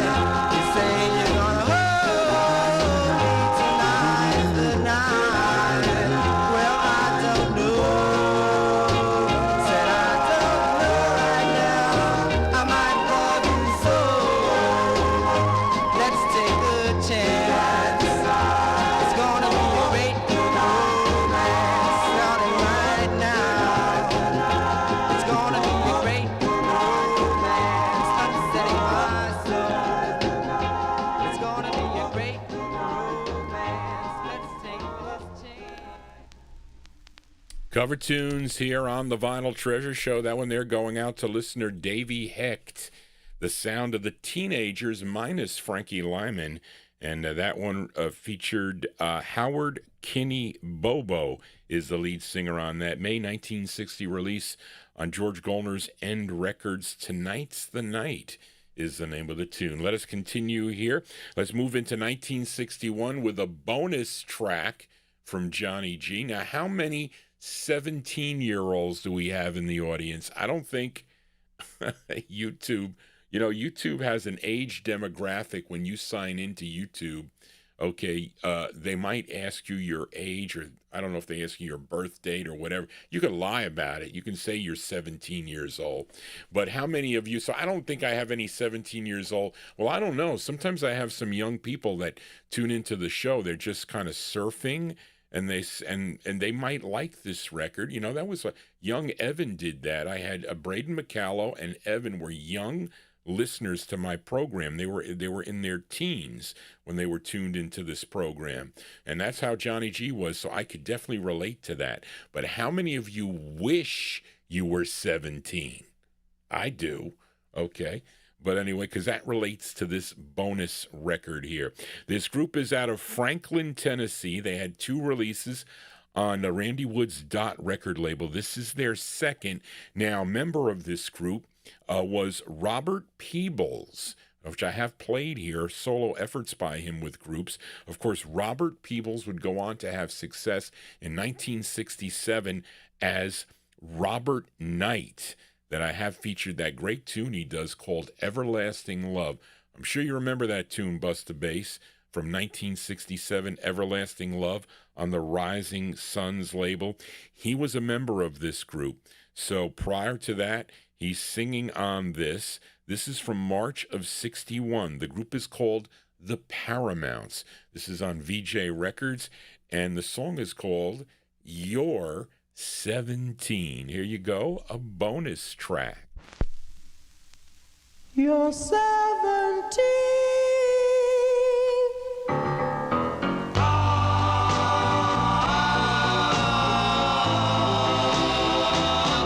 It's our night of the year. You're 17, and I'm certainly glad here. You've grown of age to be held, to be loved, to be wild. And you're 17.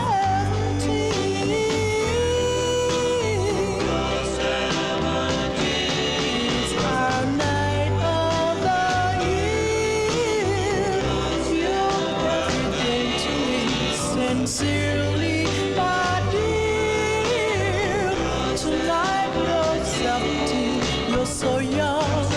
I'm in love, your dream. You're 17. You're 17.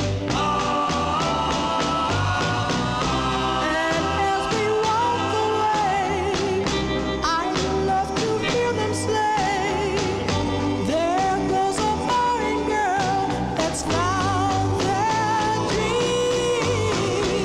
She's such a pretty thing. He loved her so it seemed. She's 17. It's our night of the year. You're 17, and I'm certainly glad, dear. You've come of age to be held, to be loved, to be wild.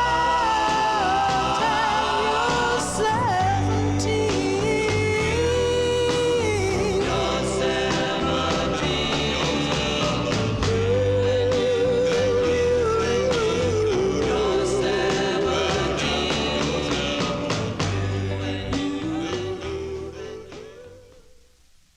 Now, if you're 17, you're still considered, that is, you're not of age yet, right? I guess you're not. Well, there you go. I wish I was 17. I'd be buying records left and right going, oh, listen, not 17 today, 17 back then. Okay, that's where we want to be. Anyway, there you go, the Paramounts there. That's a bonus record from John. I hope you like Johnny G's bonus records, okay? March 1961, the Paramounts on the Dot record label, their second release, You're 17. I'm not 17, I'm 67. So I'll even go back 17 years. How about that? I'll take. But let us continue here. We are in the 1961 block. Let's fill a request for listener Mike Sape. Wants to send this one out to all you chatters in the YouTube chat room and your host, Johnny G. This is on Trade Martin's Rome Records, which is out of New York City. Now, the main act on this label, some of you may know, was Larry Chance and the Earls, who, I have a note here, last time I played this, Barbara took me to see them. What year, Charlene? It says I went November 19th to see Larry Chance and the Earls with the Elegance. Okay. But anyway, this group has a female lead with male backing. Okay. Her voice is not the greatest, but the group behind her is pretty nice. Her name is Della Casa. Della Casa is her name, and she co-wrote this tune. This is a request for listener Mike Sape, and sending it out to Johnny G and all the folks in chat from September 61. Dell and the Escorts on the Rome label. It's called, was there a movie called this?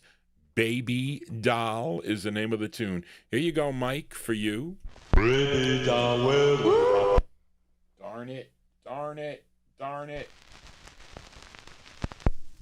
baby doll, well,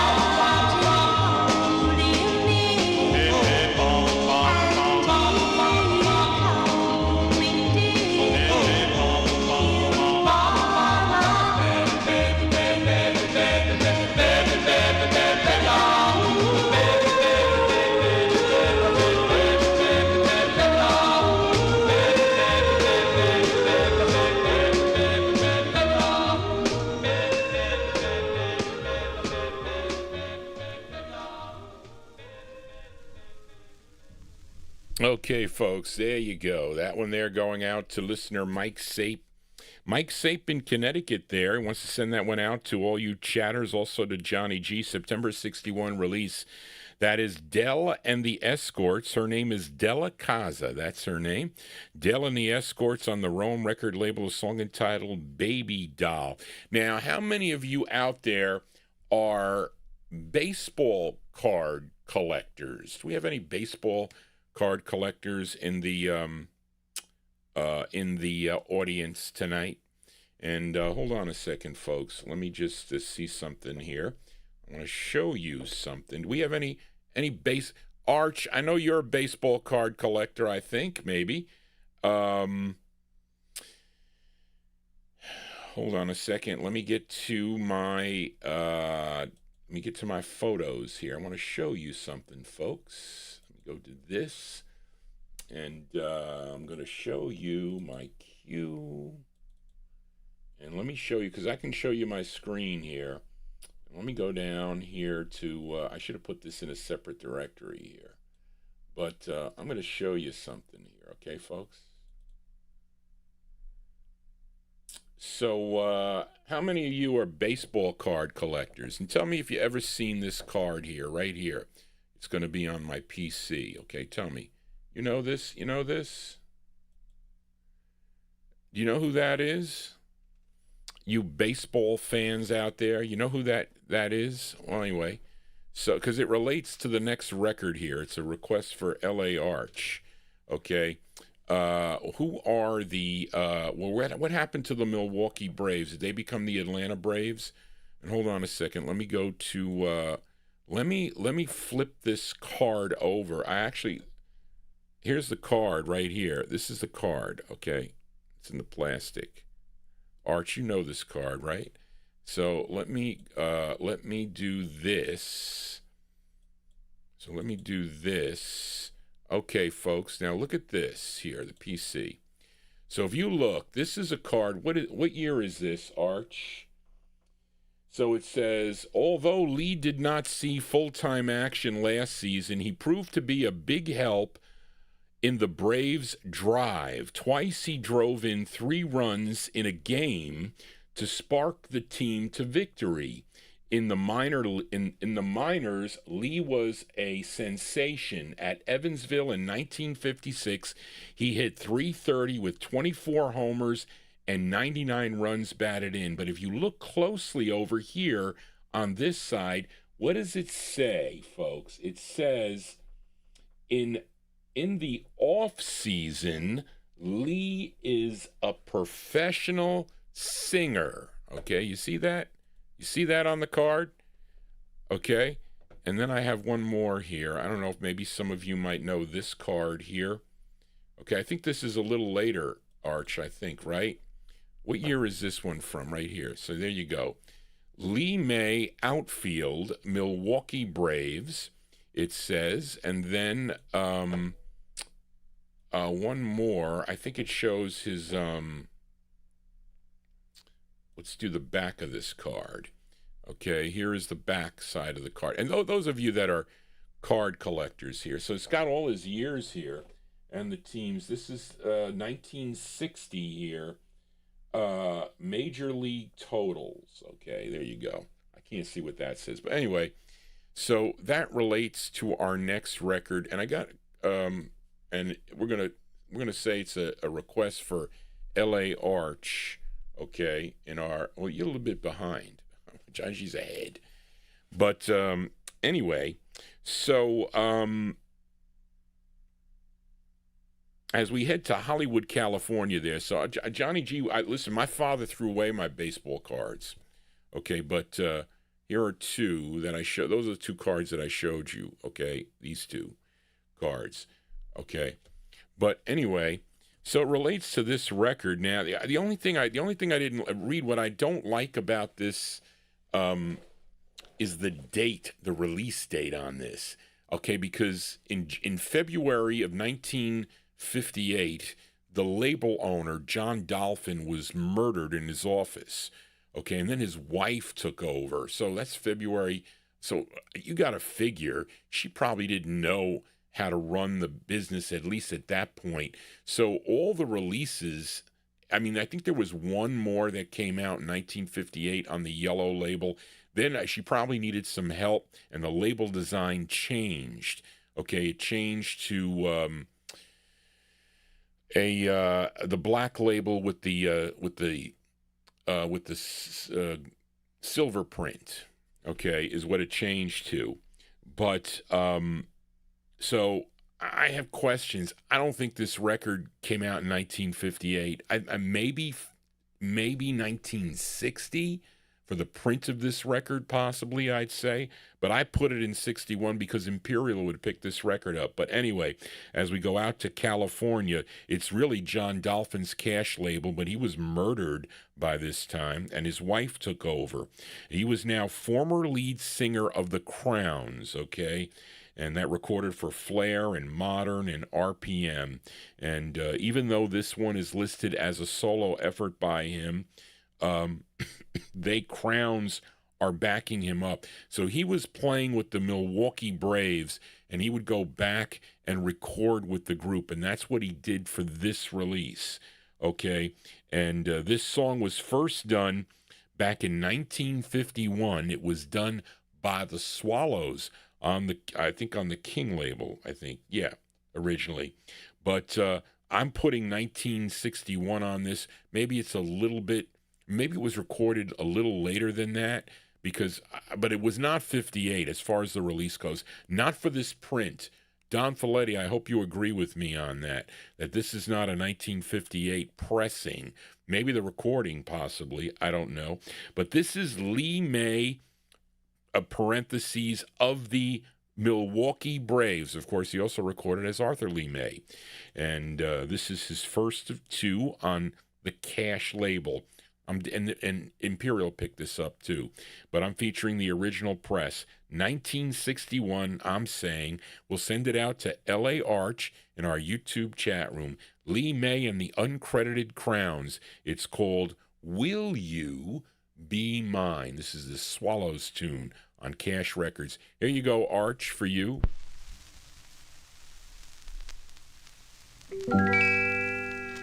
Will you be mine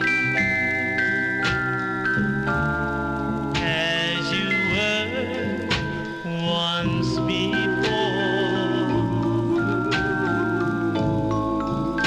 I've always been the same. So my darling, who's to blame? Am I a fool? What this thing all about?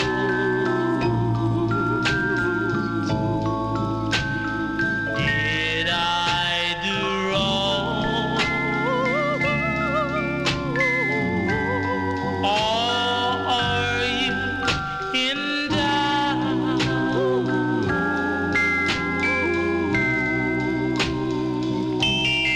I do nothing but wonder, hoping you'll come back. I can't stand it much longer, darling.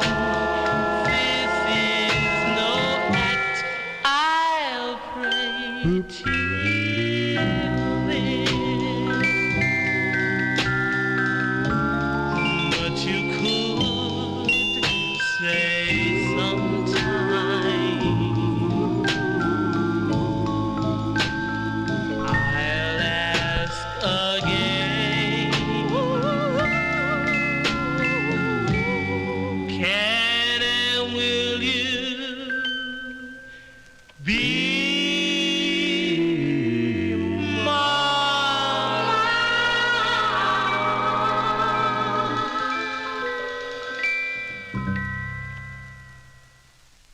Okay, there you go. That one there going out to L.A. Arch in our YouTube chat room. That is the sound of a baseball player.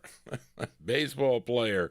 That is Lee May, a.k.a. Arthur Lee May, of the Milwaukee Braves at the time. I say 1961, maybe 60 or 61 with the print on that, Reed. Would you agree? I don't think it's 58. I don't. Will You Be Mine? That is the Swallows tune. That's on the Cash record label. You also get that on Imperial Records too. The second one is a great record too, which I probably pull that up to play that record too. But I wanted to play one that had of the Milwaukee Braves on the label. It doesn't say it on the flip.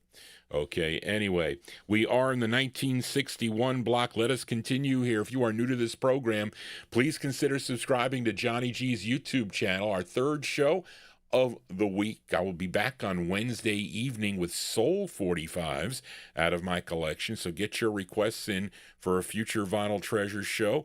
Email me at vinyltreasures@aol.com. And let's fill a request for listener G. Cornell. Now, this singer, he's from Brooklyn, New York. Didn't I play a record about girls early? What was the song that I played involving girls? It was Pretty Girls Everywhere. Okay, Pretty Girls Everywhere, I think it was. It was by Eugene Church. Well, how about Collecting Girls, okay? Did you ever hear a song like that, Collecting Girls? Well, this singer, he's from Brooklyn, New York. He was born Bernard Leibowitz, and he is the older brother of Cindy Leibowitz. Now, Cindy Leibowitz, I'm sorry, Sydney, not Cindy, Sydney. Sydney Leibowitz was better known as Steve Lawrence. You know Steve Lawrence? Steve and Edie. You know that? Steve and Edie. But his brother, went under the name of Bernie Lawrence and had 2 releases that came out in 1961. His first release came out on the Warner Brothers record label, but G. Cornell requested his second release.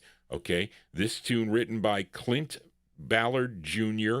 and Fred Tobias, and it's arranged by Teddy Randazzo, and there's some vocal group backing him up on this. I don't know who it is. From November 1961, going out to G. Cornell, Bernie Lawrence, Steve Lawrence's older brother on United Artists. It's called Collecting Girls.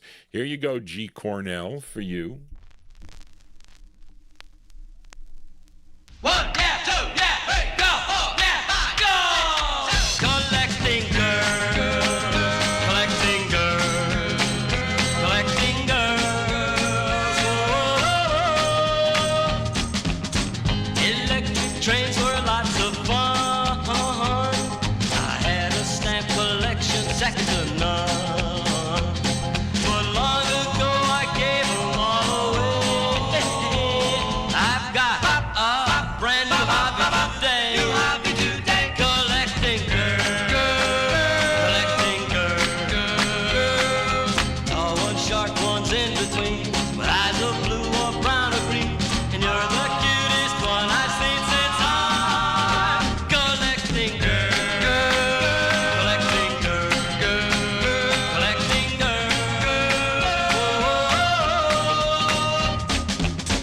Oh, you could be my big romance. Baby, let me take you out to the dance. I'd never find one with such loving ways. And I'd if I spent the rest of my days collecting girls.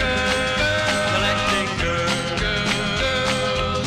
Tall ones, short ones in between, with eyes of blue or brown or green. But you're the cutest one I've seen since I'm collecting girls. Collecting girls. Oh, you're as pretty as could be. You're the only loving baby for me. And if you'll only say you love me too, from that moment I will be through. I'm gonna be through collecting girls. Collecting girls.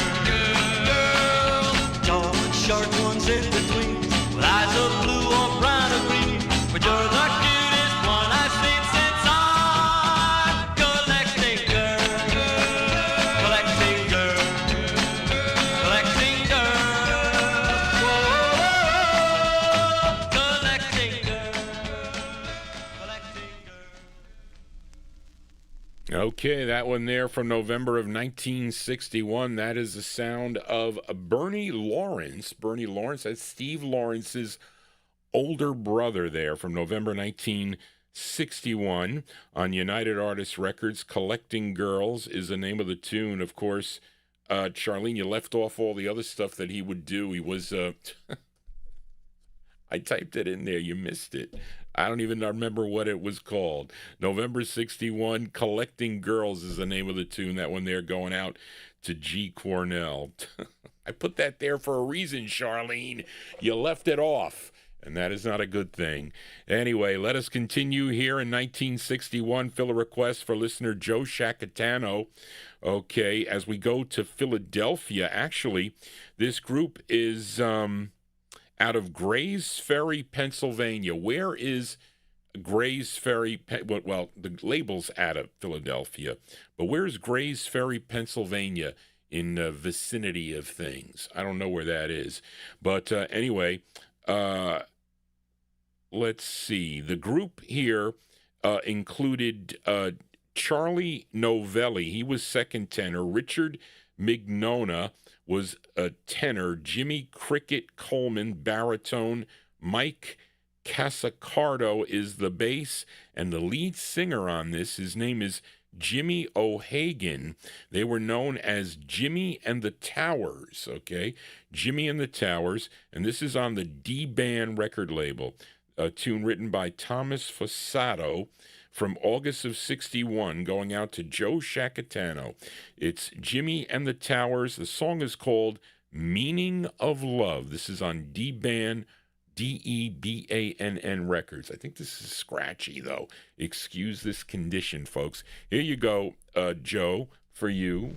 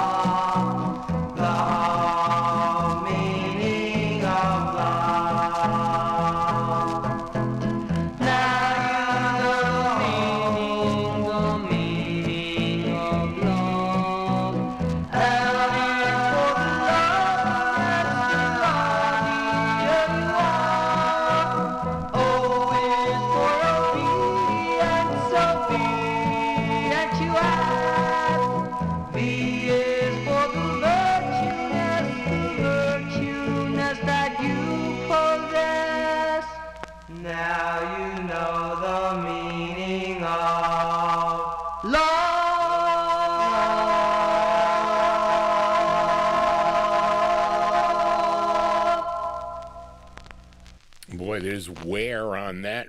That record's worn there. Okay, anyway, Jimmy and the Towers. Now, it's on D-Band Records. Yes, Reed, the label is out of Philadelphia for sure. The group is out of Grays Ferry, Pennsylvania. And this is a Philly label. It is, because I got it from a Philly guy. August 1961, Jimmy and the Towers for Joe Shacatano. Meaning of Love is the name of the tune. That's Jimmy O'Hagan on lead. Let's move into 1962 now and fill a flipside request for Reed King and also for listener Darrell Letts. Featured this group from the Bronx, New York. What was it? Was it last week that I played it? Yeah, last week. For Steve B. in Connecticut, we played Coney Island Baby, as done by a group called The Excellence. Now, Reed, that was the side that was played on the radio, right? Coney Island Baby, or was this side played on the radio? The flip side is actually a cover tune of done by the Cleftones. They did it back in 1955. I played it here, a couple of weeks ago for Tommy Albergo, a song called You Baby You. But Reed and Daryl requested the flip side, so we're going to play it for Reed. He's in the chat room. April 62, this is the B-side to Coney Island Baby. They are called The Excellence. I think John Cruz is on lead. I'm not sure. The Excellence on the Blast label, and the song is, and their rendition of the tune, You Baby You. It's going out to Reed King and Daryl Letts. Here you go.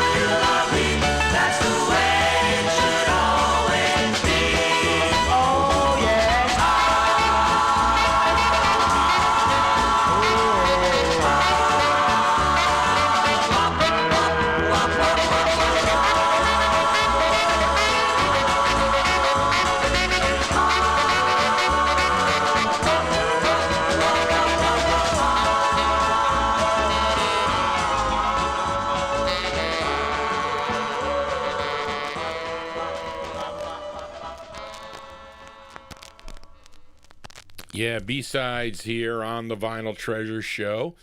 That one there going out to Reed King, also to Daryl Letts. That's that's flip side of Coney Island Baby, as done by The Excellence, April 1962.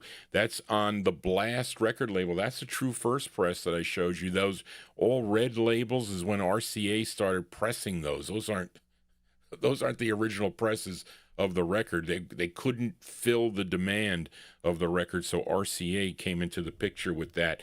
Those are The Excellence with You Baby You is the name of the tune. If you are new to this program, please consider subscribing to Johnny G's Vinyl Treasure Show. I'll be back on Wednesday evening right here doing Soul 45s. If you have a request for a future show, email me at vinyltreasures@aol.com. We are in the night, and we play the records by year on this show, not on the Wednesday show, but on my weekend shows I do. And let's fill a request for listener Jessica Stanley as we go to Atlanta, Georgia for this group. Now, they were introduced with their first release. Jackie Wilson, introduced them to the brass at Brunswick Records, and they put out their first release, I think, in 1958. They also recorded locally for the Huntum label in 1961. You may know their rendition of the tune Every Beat of My Heart. Okay, and I'm talking about Gladys Knight and the Pips. Okay, and that record came out originally on Huntum, which I do have in the collection. Again, it was picked up by VJ Records. You also may have it on Bobby Robinson's Fury label, which was, it's a different version. And I didn't go back and find out the reason why that record was on both labels. So something went on. Well, there was some funny business going on with VJ in the 1960s with the Beatles and everything else. So, but anyway, now Gladys Knight would leave the group because she started a family, and I think she was having a child, and she left the group and with musician Jimmy Newman. And on this particular single, okay, the Pips were the male trio that recorded this, that Jessica requested, and they were Merrill Bubba Jr., Williams Guest, and Edward Pattern. And they all get credit on the writers on this song. It's produced by Bobby Robinson. And let's see. Well, that's okay. Their name was derived from a cousin's nickname of Pips. Okay, well, this features Merrill Knight. So this is Merrill Bubba Jr. Wait a minute. You got Merrill Knight here. Oh, okay, they were Merrill Bubba Jr. Knight, William Guest. Okay. Okay, Merrill Knight is on lead, which is Gladys Knight's brother. This charted number 12 on WEBB in Baltimore, Maryland. Let's go to July of 1962. Here are the Pips on the Fury label for Jessica Stanley. The song is one word. It's called Darling. Here you go, Jessica, for you.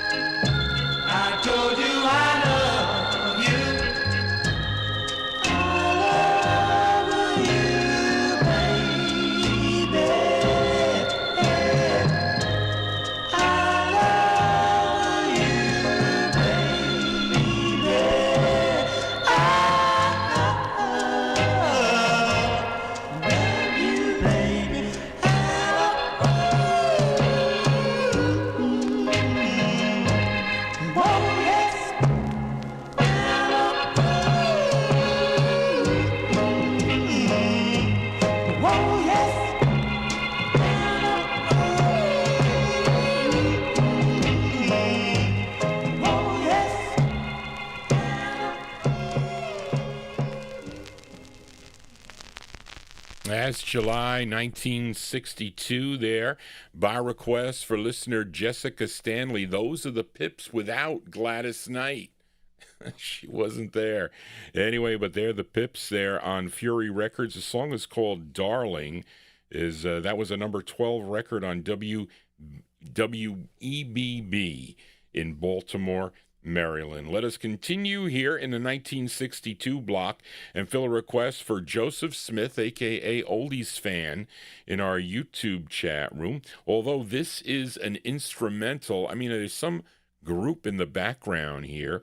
Of course, this multi-talented West Coast band leader, singer, composer, producer, arranger, label owner, talent scout, and anything else you can think of involved in the music business was this man. His name is Johnny Otis, and this is his orchestra. This is on Sid Nathan's King label, his fourth of six on King, and song he co-wrote, but it says Johnny Otis, but it's an instrumental, and there's a group backing him up, so I don't know anything else about this. It's from October 1962. It's going out to Joseph Smith in our YouTube chat room. Johnny Otis on King. It's called the Hey Hey song for Oldies Fan. Here you go, Joseph, for you, Johnny Otis.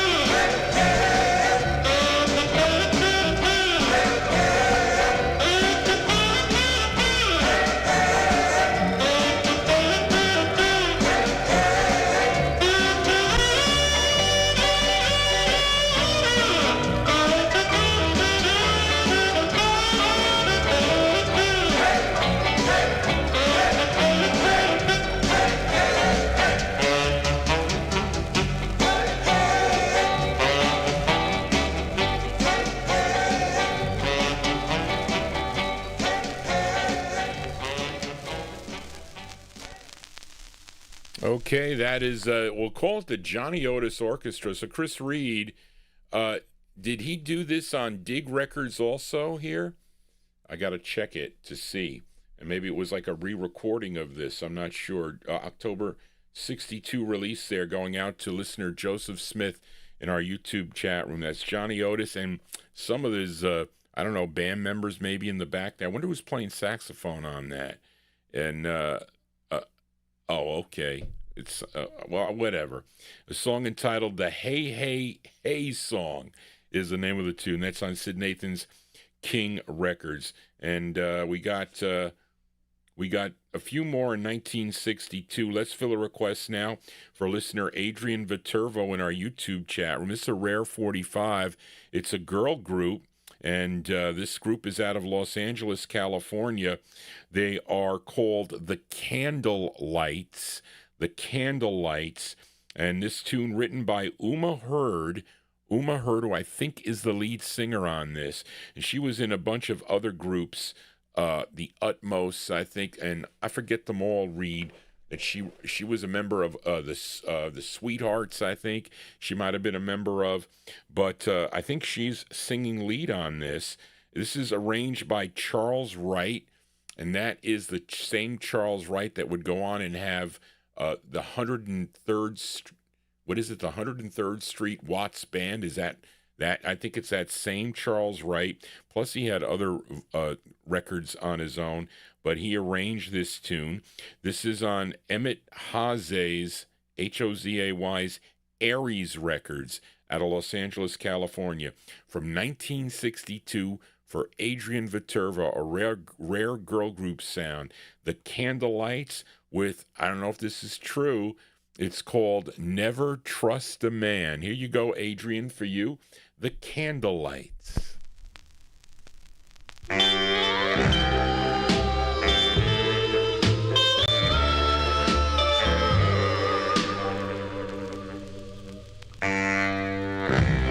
Never trust a man or anything that wears pants.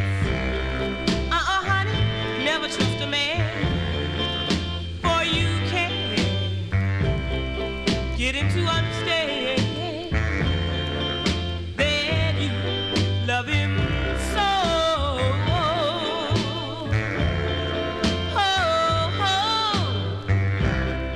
Never give up hope.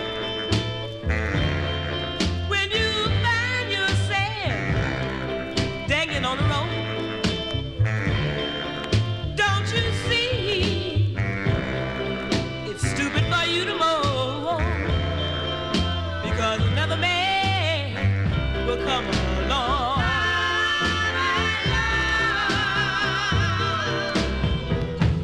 Little boy blue, blow your horn, because this little girl needs a man.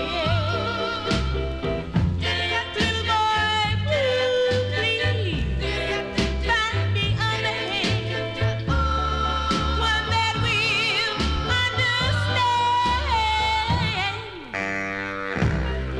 Never give up hope. When you find yourself dangling on the rope, don't you see it's stupid for you to moan, because another man will come along.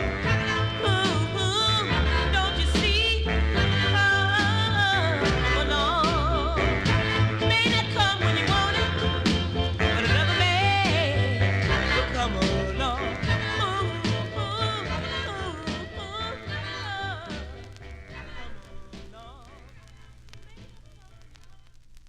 Yeah, rare girl group sounds here on the Vinyl Treasure Show. That one there going out to Adrian Viterbo. That is the sound of the Candlelights. I think that's Uma Hurd. Reed, you agree? I think that's Uma Hurd on lead. I can't find any info on this group. It's not in John Clemente's book, because they probably didn't know about this single. Because it's hard. I got it out of Greg's collection. That is the Candlelights, 1962. Never Trust a Man is the name of the tune. You can trust Johnny G, though. Okay. But anyway, that's the intended A-side. It's on the Aries label. That's kind of like a revitalized label. Somebody else took that over. This is not the real owner, this name here, but he later on took this. I guess they bought him out. I don't know. It's out of Los Angeles. Anyway, let us continue here. And here is a bonus record by Johnny G. Tell me what you think about this tune. Okay. Now, I'm going to explain a little bit about this. Now, earlier in 1962, I think November of 62, there was a group called the Five Superiors. Okay.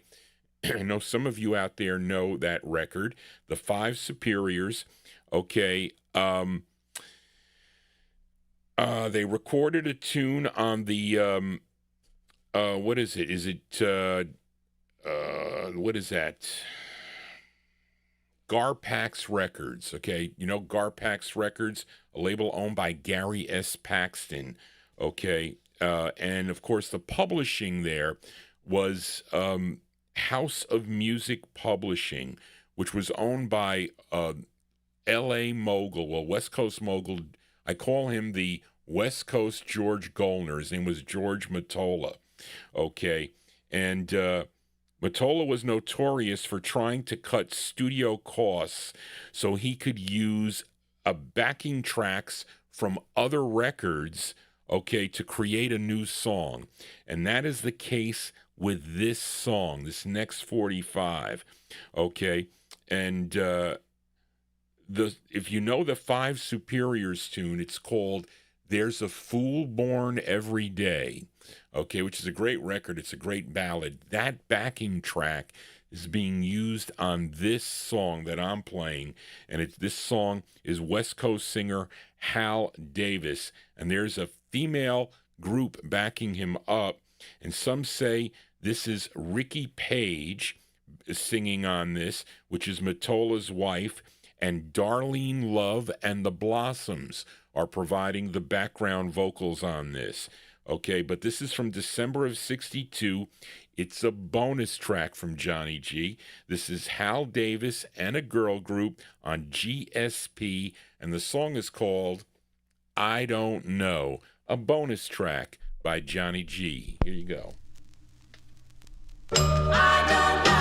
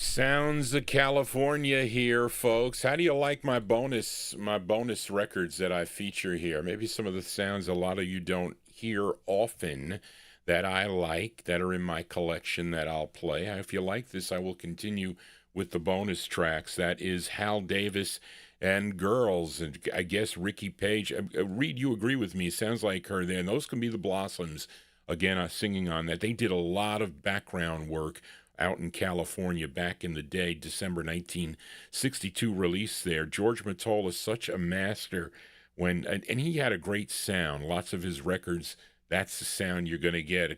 I like that sound. Don't get me wrong.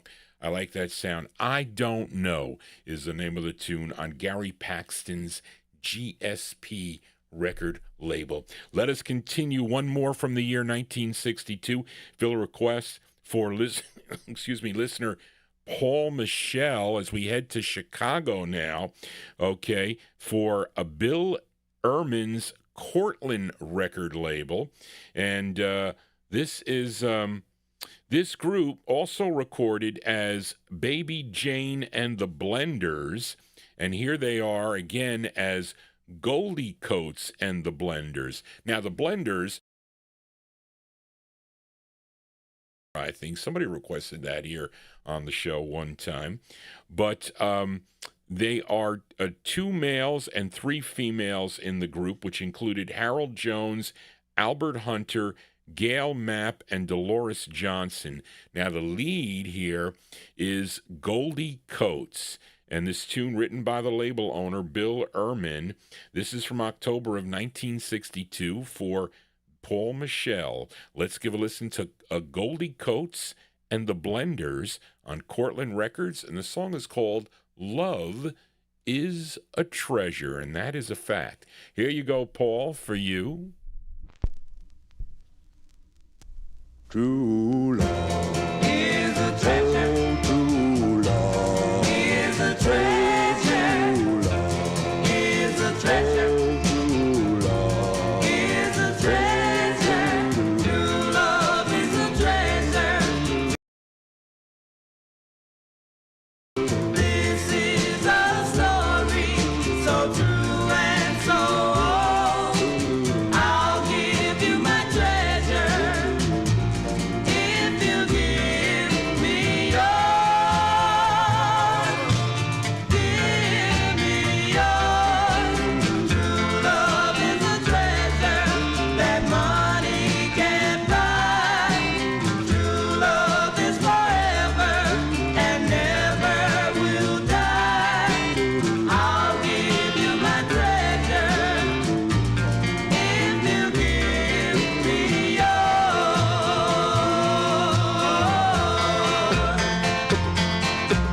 Silver and gold will tarnish.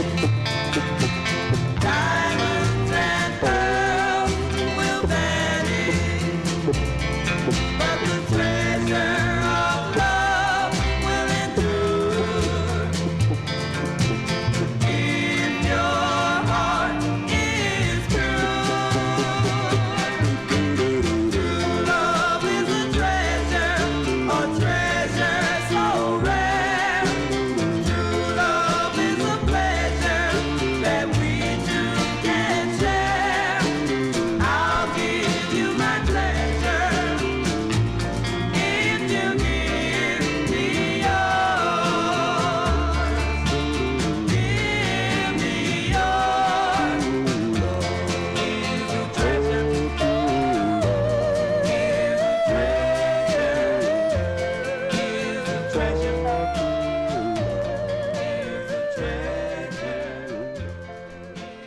treasure.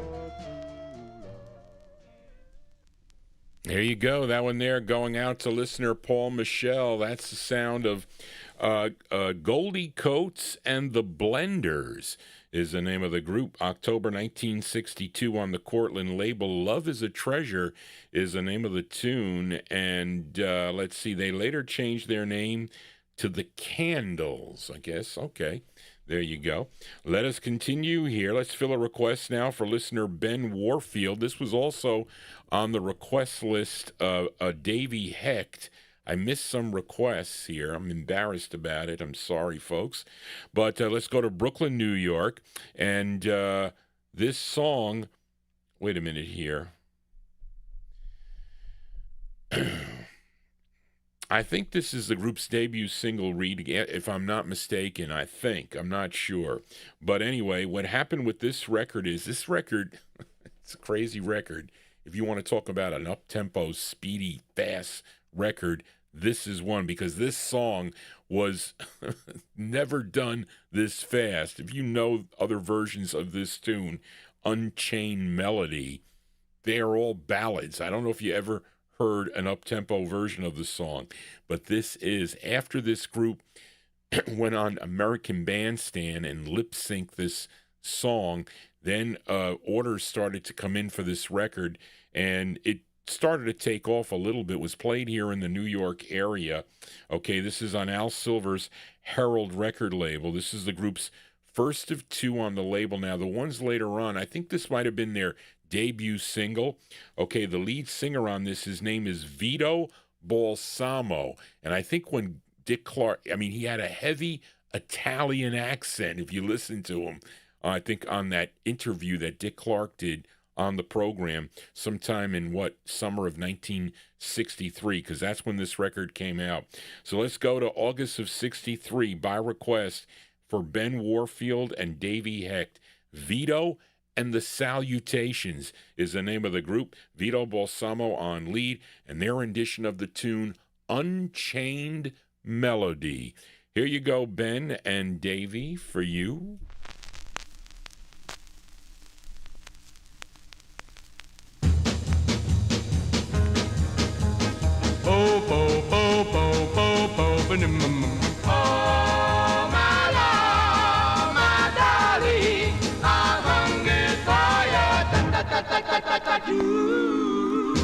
Time goes by so slowly, and time can do so much to you. Still mine. I need your love. I need your love. Try to with me. Slowly ribbit, flow, to the sea, to look at the sea. Come on, pretty baby, hold me to open up. About the sea, to look at the sea. Come on, pretty baby, one more time. Wait for me, I'll be coming home, my baby. Yeah, be coming home. Wait and see.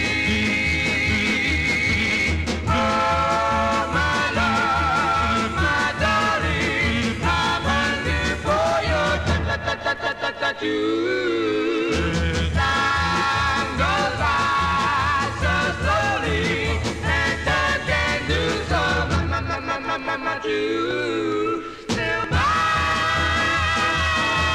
I need your love. I need your love. With me.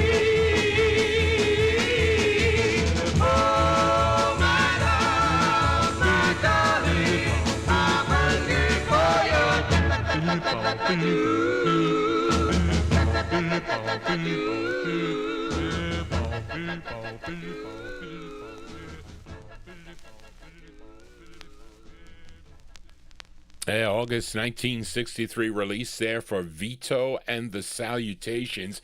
Vito Balsamo is the lead singer on that, doing a really revved up version of Unchained Melody. That one there on the Herald label. Extraordinary Girl is another one they do that is up-tempo like that. That's their first of two for the Herald label. And that's going out to Ben Warfield and also for Davey Hecht. Let us continue now. We are in the 1963 block. Let's do a flip side request for listener Mike Campbell in Florida. Last week we featured this group out of this group called the Channels, Channells, spelled differently. There is one original member of Earl Lewis's Channels with this group. Larry Hampton is his name. The other members were all added. It was like a revamped Channels group. And last week we featured the side called Stay, parentheses, That's the Way It's Gotta Be. Mike also requested the flip side. I like this side better, I think. And this features someone by the name of Tony Williams on lead, not Tony Williams of the Platters, a different Tony Williams, okay? And he's trying to sound, though, I think, like Earl Lewis is what I think he's trying to do. Anyway, this came out in January of 63. This is on the HIT, H-I-T label, which was out of Elizabeth, New Jersey.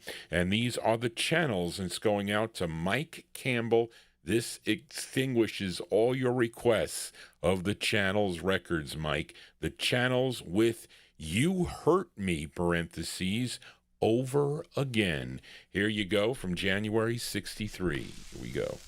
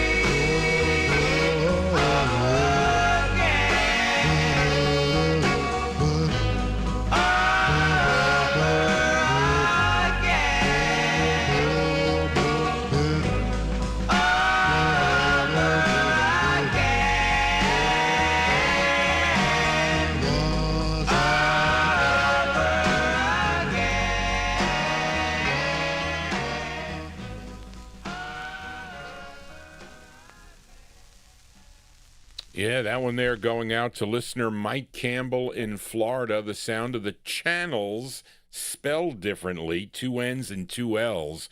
January 63 release. I agree, Reed, trying to sound like the, whatever song that, well, what song could that be? Earl Lewis and the Channels. They're definitely trying to emulate that Channels sound with Earl Lewis. You Hurt Me, parentheses, Over Again. And that's on the hit label out of, Elizabeth, New Jersey for Mike Campbell. Let us continue here. We are in 1963. Let's fill a request for listener John Cummins. This isn't an easy record to find. Reed recognized it. Okay, and the label is called Boss Records. There are a number of labels under Boss, B-O-S-S, okay, different cities in the United States like Philadelphia, Los Angeles, Detroit, Louisville, New York, San Francisco, and this Boss label is out of Chicago, okay, and it's the only release for this Chicago group. They were known as the Renells, R-A-N-N-E-L-S, and the song written by the group's lead singer, his name is Renell Bowen. Renell Bowen is the lead singer. This one from 1963. This is for John Cummins. He has expensive taste. The Renells on Boss. It's called Boom Baby. Here you go, John, for you.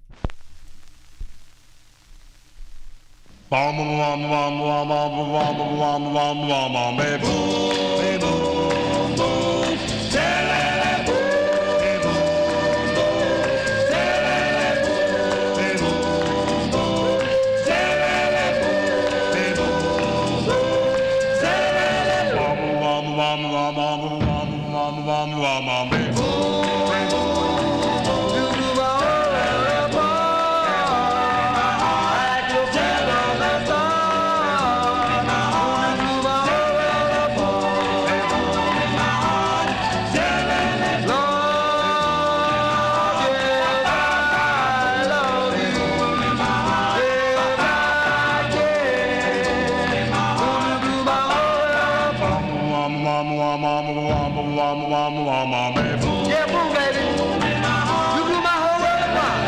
I acted a fool from the start. Boom, you blew my whole world apart. I hold in my hand 3 pieces of my broken heart. That you call, darling, when you say we must part. Well, I'm gonna cry, but I'm not crying for you. I'm crying for being such a fool to think you could love me and never leave me.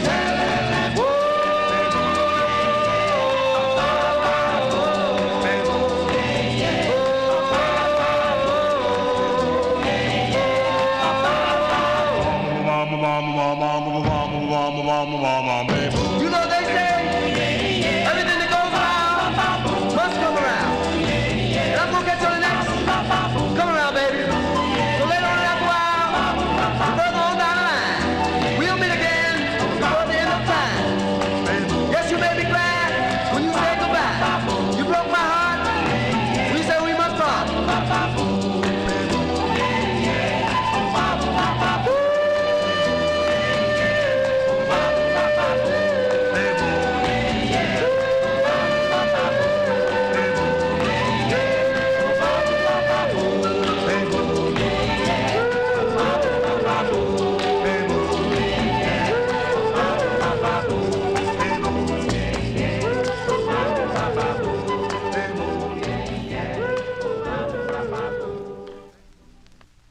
Okay, John Cummins, that's by request for you. Listen, that sounds like Blue Moon by the Marcells, right?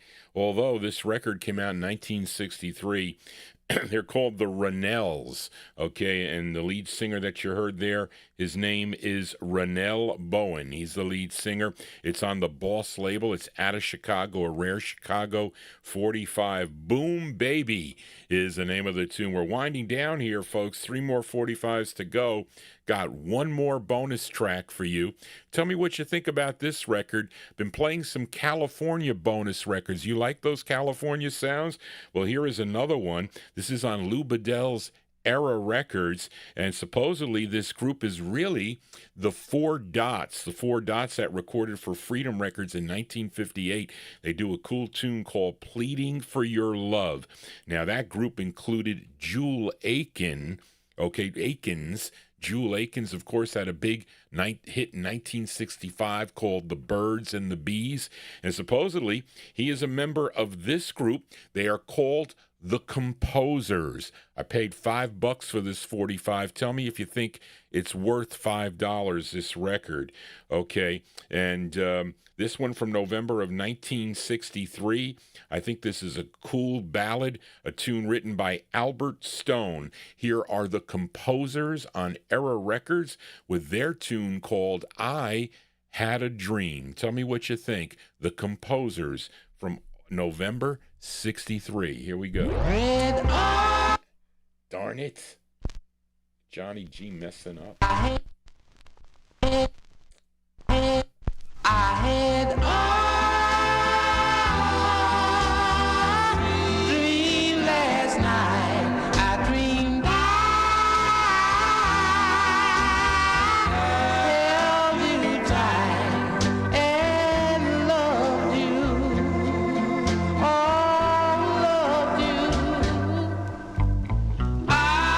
Yes, I did. Yes, I did. You were mine, only mine. You said you'd love me till the end of time. Yes, love me. Oh, love me.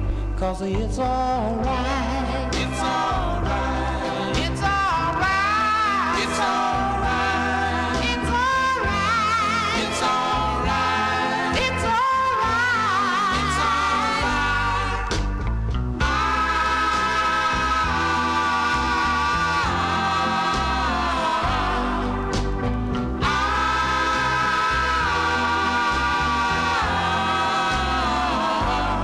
I had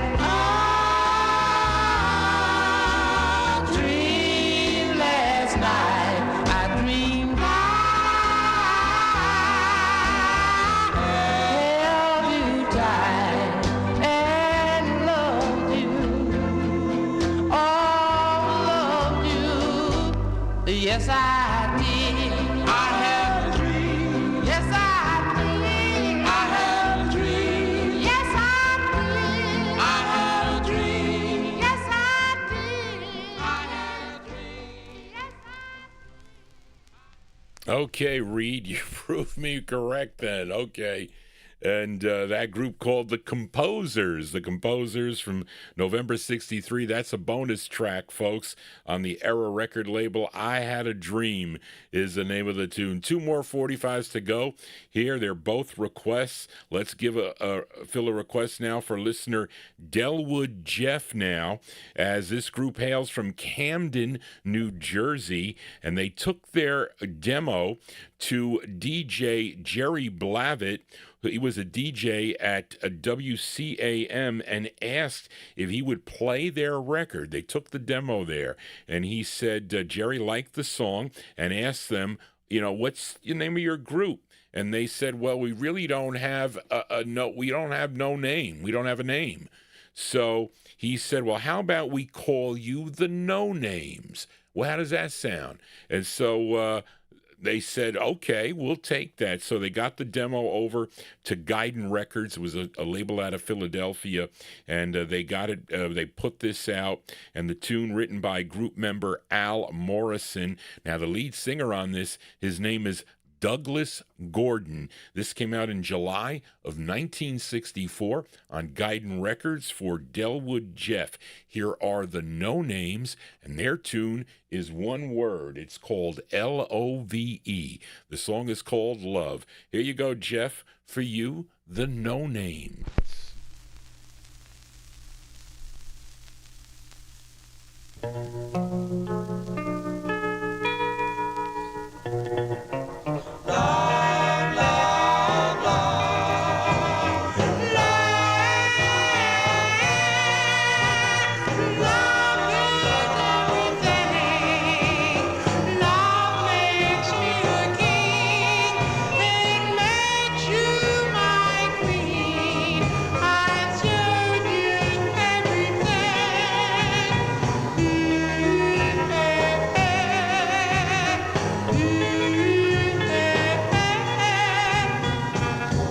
It's impossible.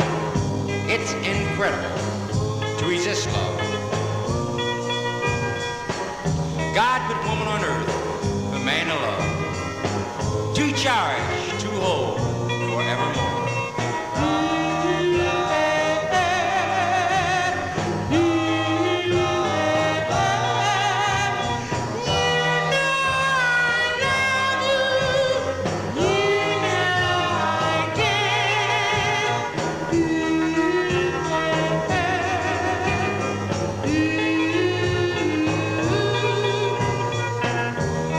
Like a blind man without its key.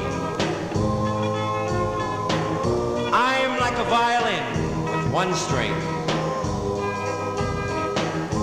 I am like the rainbow minus its colors. Yes, my darling, I am like the sky without a star. That's how lonely, that's how much I love you.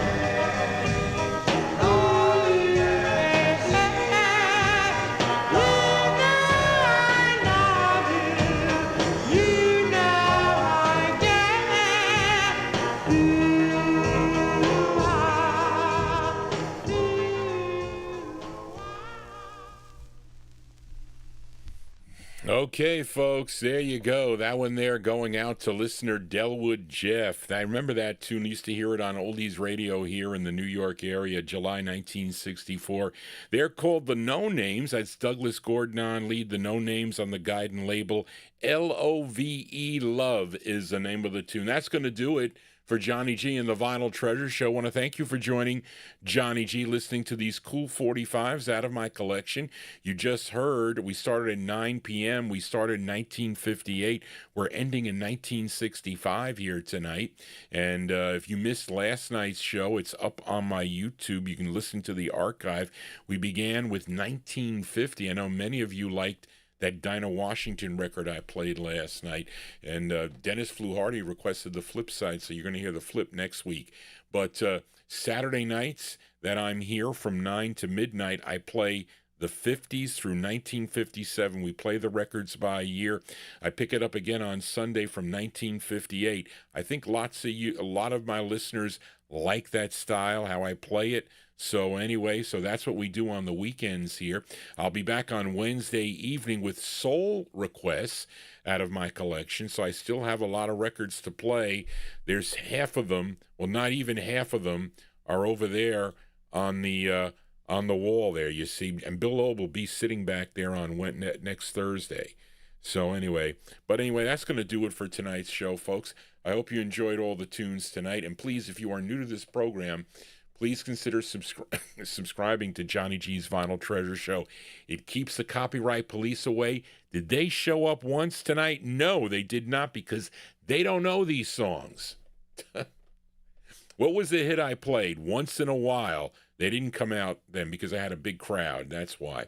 The more people I have that tune into the program, the better it is. So anyway, and all your comments and your likes and your comments on my webpage and your subscriptions, that's what makes them stay away from me. Anyway, but I want to thank everybody. Thank you, Charlene, for your help.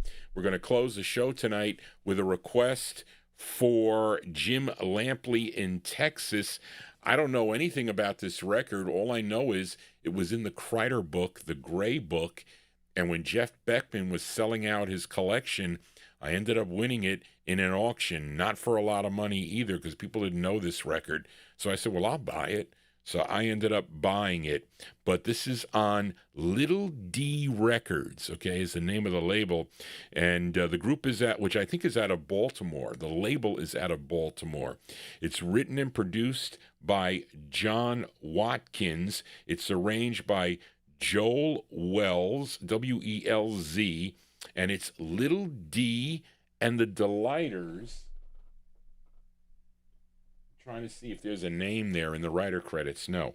But anyway, I'm sorry with the allergies, folks. So our closer tonight is for Jim Lampley in Texas. This was released in March of 1965. They're called Little D. I think it's a girl. Little D and the Delighters on Little D Records. And the song is called Oh My Darling. That's our closer, folks. Want to thank everybody for being here this evening.